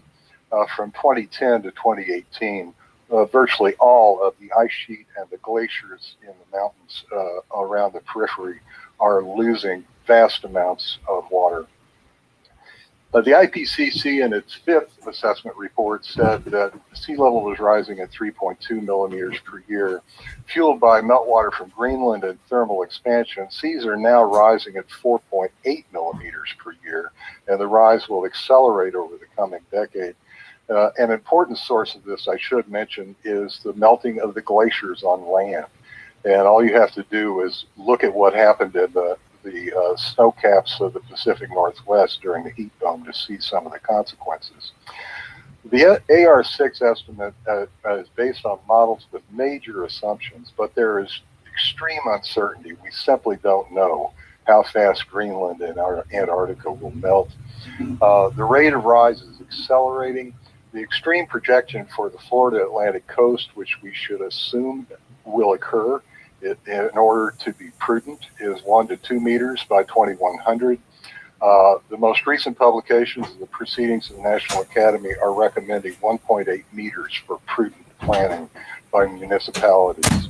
Wildfires over the last decade have increased up to 200% relative to 1973. Here's a 200% increase in the central part of California and along the coast of Oregon and Washington. Florida has not been immune to this. Climate change, there have been factors in forests that have enhanced the fires, but climate change itself is the primary driver. The wildfire smoke during the fires this last year was a major public health crisis throughout much of North America, and especially in parts of eastern U.S., where the particulate matter was exceeding healthy levels in areas that normally had clean air. Cyclones and climate change are a thing. Monster storms are growing more common in frequency and in intensity of wind speed. Here are some of the things that we can attribute to climate change from cyclones. And those of us in Florida are very attuned to cyclones. They're stronger because of hotter oceans. Category 5 and Category 4 are becoming more common. These oceans are extremely hot now. In some cases, hotter than they've been in about 3 million years. Hurricanes are becoming more frequent, and the latest science shows that that will continue. They're slower because of reduced temperature gradients are driving them less between the North Pole and the equator. They're wetter because they take up more water moving slowly over very hot oceans. And they intensify more quickly as the wind shear is reduced in the Caribbean and near the U.S. Atlantic coast. And they retain power and extreme amounts of water further inland, all driven primarily by those extremely hot oceans. So I'm going to talk about a couple of tipping points that keep me awake at night. Unprecedented cooling of the North Atlantic and slowing of the Atlantic current that runs along the eastern seaboard and especially along the eastern coast of Florida. At the tip of Greenland, all of that fresh, cold water that's coming off has dramatically decreased the temperature of the ocean, and this is affecting the currents. So the temperature of these oceans in that far northern region are cooler than they've ever been in over 1,000 years. The Atlantic current is essentially biphasic. It is either on or off. So the present state is we're moving toward a tipping point where it will collapse, and the Atlantic current has slowed faster than projected. We know it was slowing, but publications over this summer have showed that it's really slowing very rapidly. If it fails, Northern Europe and the UK will have a climate like that of Greenland, and sea level rise along the Atlantic coast of the United States, and especially Florida, will increase. The other tipping point that bothers me probably more is that vast regions of the Amazon basin are now carbon sources, and many more will soon become carbon sources. You can fit all of Western Europe and UK into the Amazon basin with room to spare. That's how vast these forests are.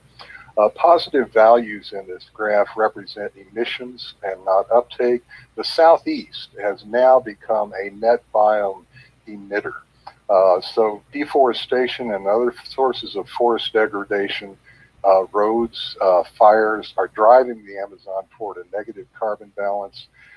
This will have a major impact on atmospheric warming, and we must stop it at all costs. Overall warming and drying amplifies this impact. So our current emissions trajectory is simply catastrophic and unprecedented.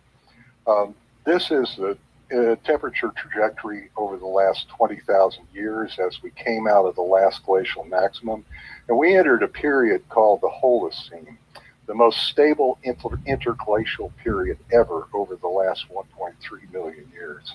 All of civilization and agriculture developed during this time. It's the Goldilocks climate, not too hot, not too cold. Let's put it in context. The concentrations of CO2 are higher now than they've been in 3 to 4 million years. The rate of CO2 release is unprecedented in 66 million years.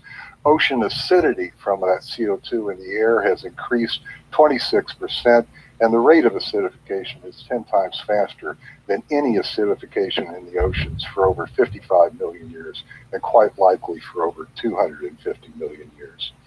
So this is the current commitments. They are weak promises that have not yet been delivered. If we continued with the national policies in 2010, we would definitely exceed 4 degrees. Current policies, if they actually occur, many of them have yet to be put into practice. Here we are in the dip due to COVID-19. They would take us to 2.8 degrees Celsius to 3.2. Let me not mince words. 3 degrees Celsius is catastrophic for crops and for vast regions of the planet Earth and for civilization. The nationally determined contributions that we heard about earlier, the net zero pledges, would keep us to 2.2 degrees, but that's not where we need to be. We need to be at 2.0 or 1.5. We can still reach the 1.5 benchmark globally, but we must act now and with all haste. So to stable a 1.5 by 2050, we have to leave 58% of the oil in the ground, 59% of the fossil methane gas.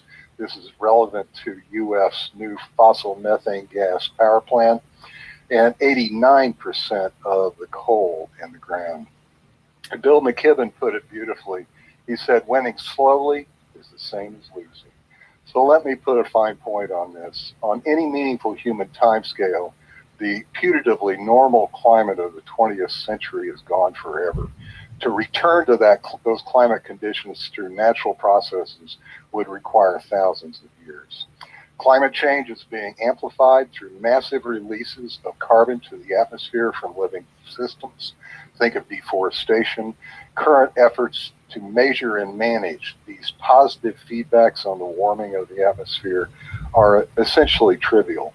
We have so much that needs to be done. We need legions of eco managers.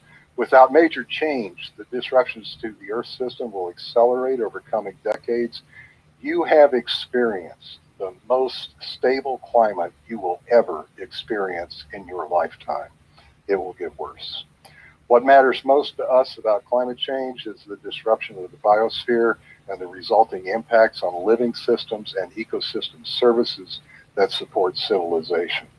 Mitigation and adaptation on a global scale must become the primary work of humanity. Failure to stabilize the Earth system will massively cripple civilization and possibly end it.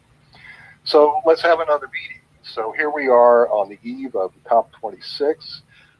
You can see that the previous COPs really didn't deflect the trajectory of the parts per million of CO2 in the atmosphere One of the lead authors on this most recent report from the IPCC says unless there are immediate, rapid, and large-scale reductions of all greenhouse gases, limiting warming to 1.5 will be beyond reach. Antonio Gutierrez, the Secretary General of the UN, put it very pointedly. He said, countries are light years away from reaching our targets. We're on the edge of an abyss and moving in the wrong direction. Our world has never been more threatened or more divided. Who's to blame? Well, to make the point simply, the United States has put most of the emissions that are in the air right now, and those are the emissions that drive the radiative imbalance of the atmosphere. So you can see that we've been at it much longer, and we are responsible for much more of what's been put in the air. I would suggest simply that the United States has a moral obligation to lead on climate change. Fossil fuels have benefited from subsidies to the tune of $5.9 trillion in 2020. So why aren't you furious? If you're young, you should be. You have every right to be furious. So intergenerational inequalities and exposure to climate extremes. I'm of the 1960 cohort, actually closer to the 1950 cohort, and most of my life has been spent in a very different climate than what somebody born in 2020 will experience. So the current pledges are here in red, 2 degrees is in orange, and 1.5 is in yellow. The lifetime heat wave exposure relative to my generation of somebody born in 2020 is 4 times higher under 1.5, 6 times higher under 2.0, and 7 times higher under the current pledges. There's reason to be angry if you're young. This is a survey of 10,000 young people ages 16 to 25 from a variety of different countries. Well over 50% are extremely worried or very worried. 25% are moderately worried, sad, afraid, anxious, angry. Certainly, all of those things make sense. Powerless, not yet. We're not powerless. We absolutely have the power to act and to make the changes necessary. I take strong issue with millennials and younger generations feeling guilty. You didn't do this. My generation did this, and we owe you an abject apology from the bottom of our hearts for allowing this to occur on our watch. So these 10,000 young people had some really pointed things to say about adults. Adults are lying about the impact of their actions. They're failing young people. They're dismissing young people's distress. They're betraying me and future generations. Are they acting according to science? We don't think so. Are they protecting me, planet, and future generations? We don't think so. Can be trusted? No. Doing enough to prevent? Absolutely not. That's in press in the Lancet. So we have to change everything now. We've heard very hopeful statements from administrators and from people in positions of political authority and understanding, but I strongly agree with civil disobedience. We have to change it now, and we have to make it impossible for the corporations and fossil fuel corporations in particular, and our elected officials to ignore our demands. So this is the World Climate March that happened earlier this year. You can see that it's really having a huge impact worldwide. We need much, much more of this. We need to be in the streets. We need to demand the kind of change. Thank you so much for your attention. I hope I've been useful. And if you need to reach me, I'm at smulkey@ufl.edu. Thank you very much, Dr. Mulkey, for being here today.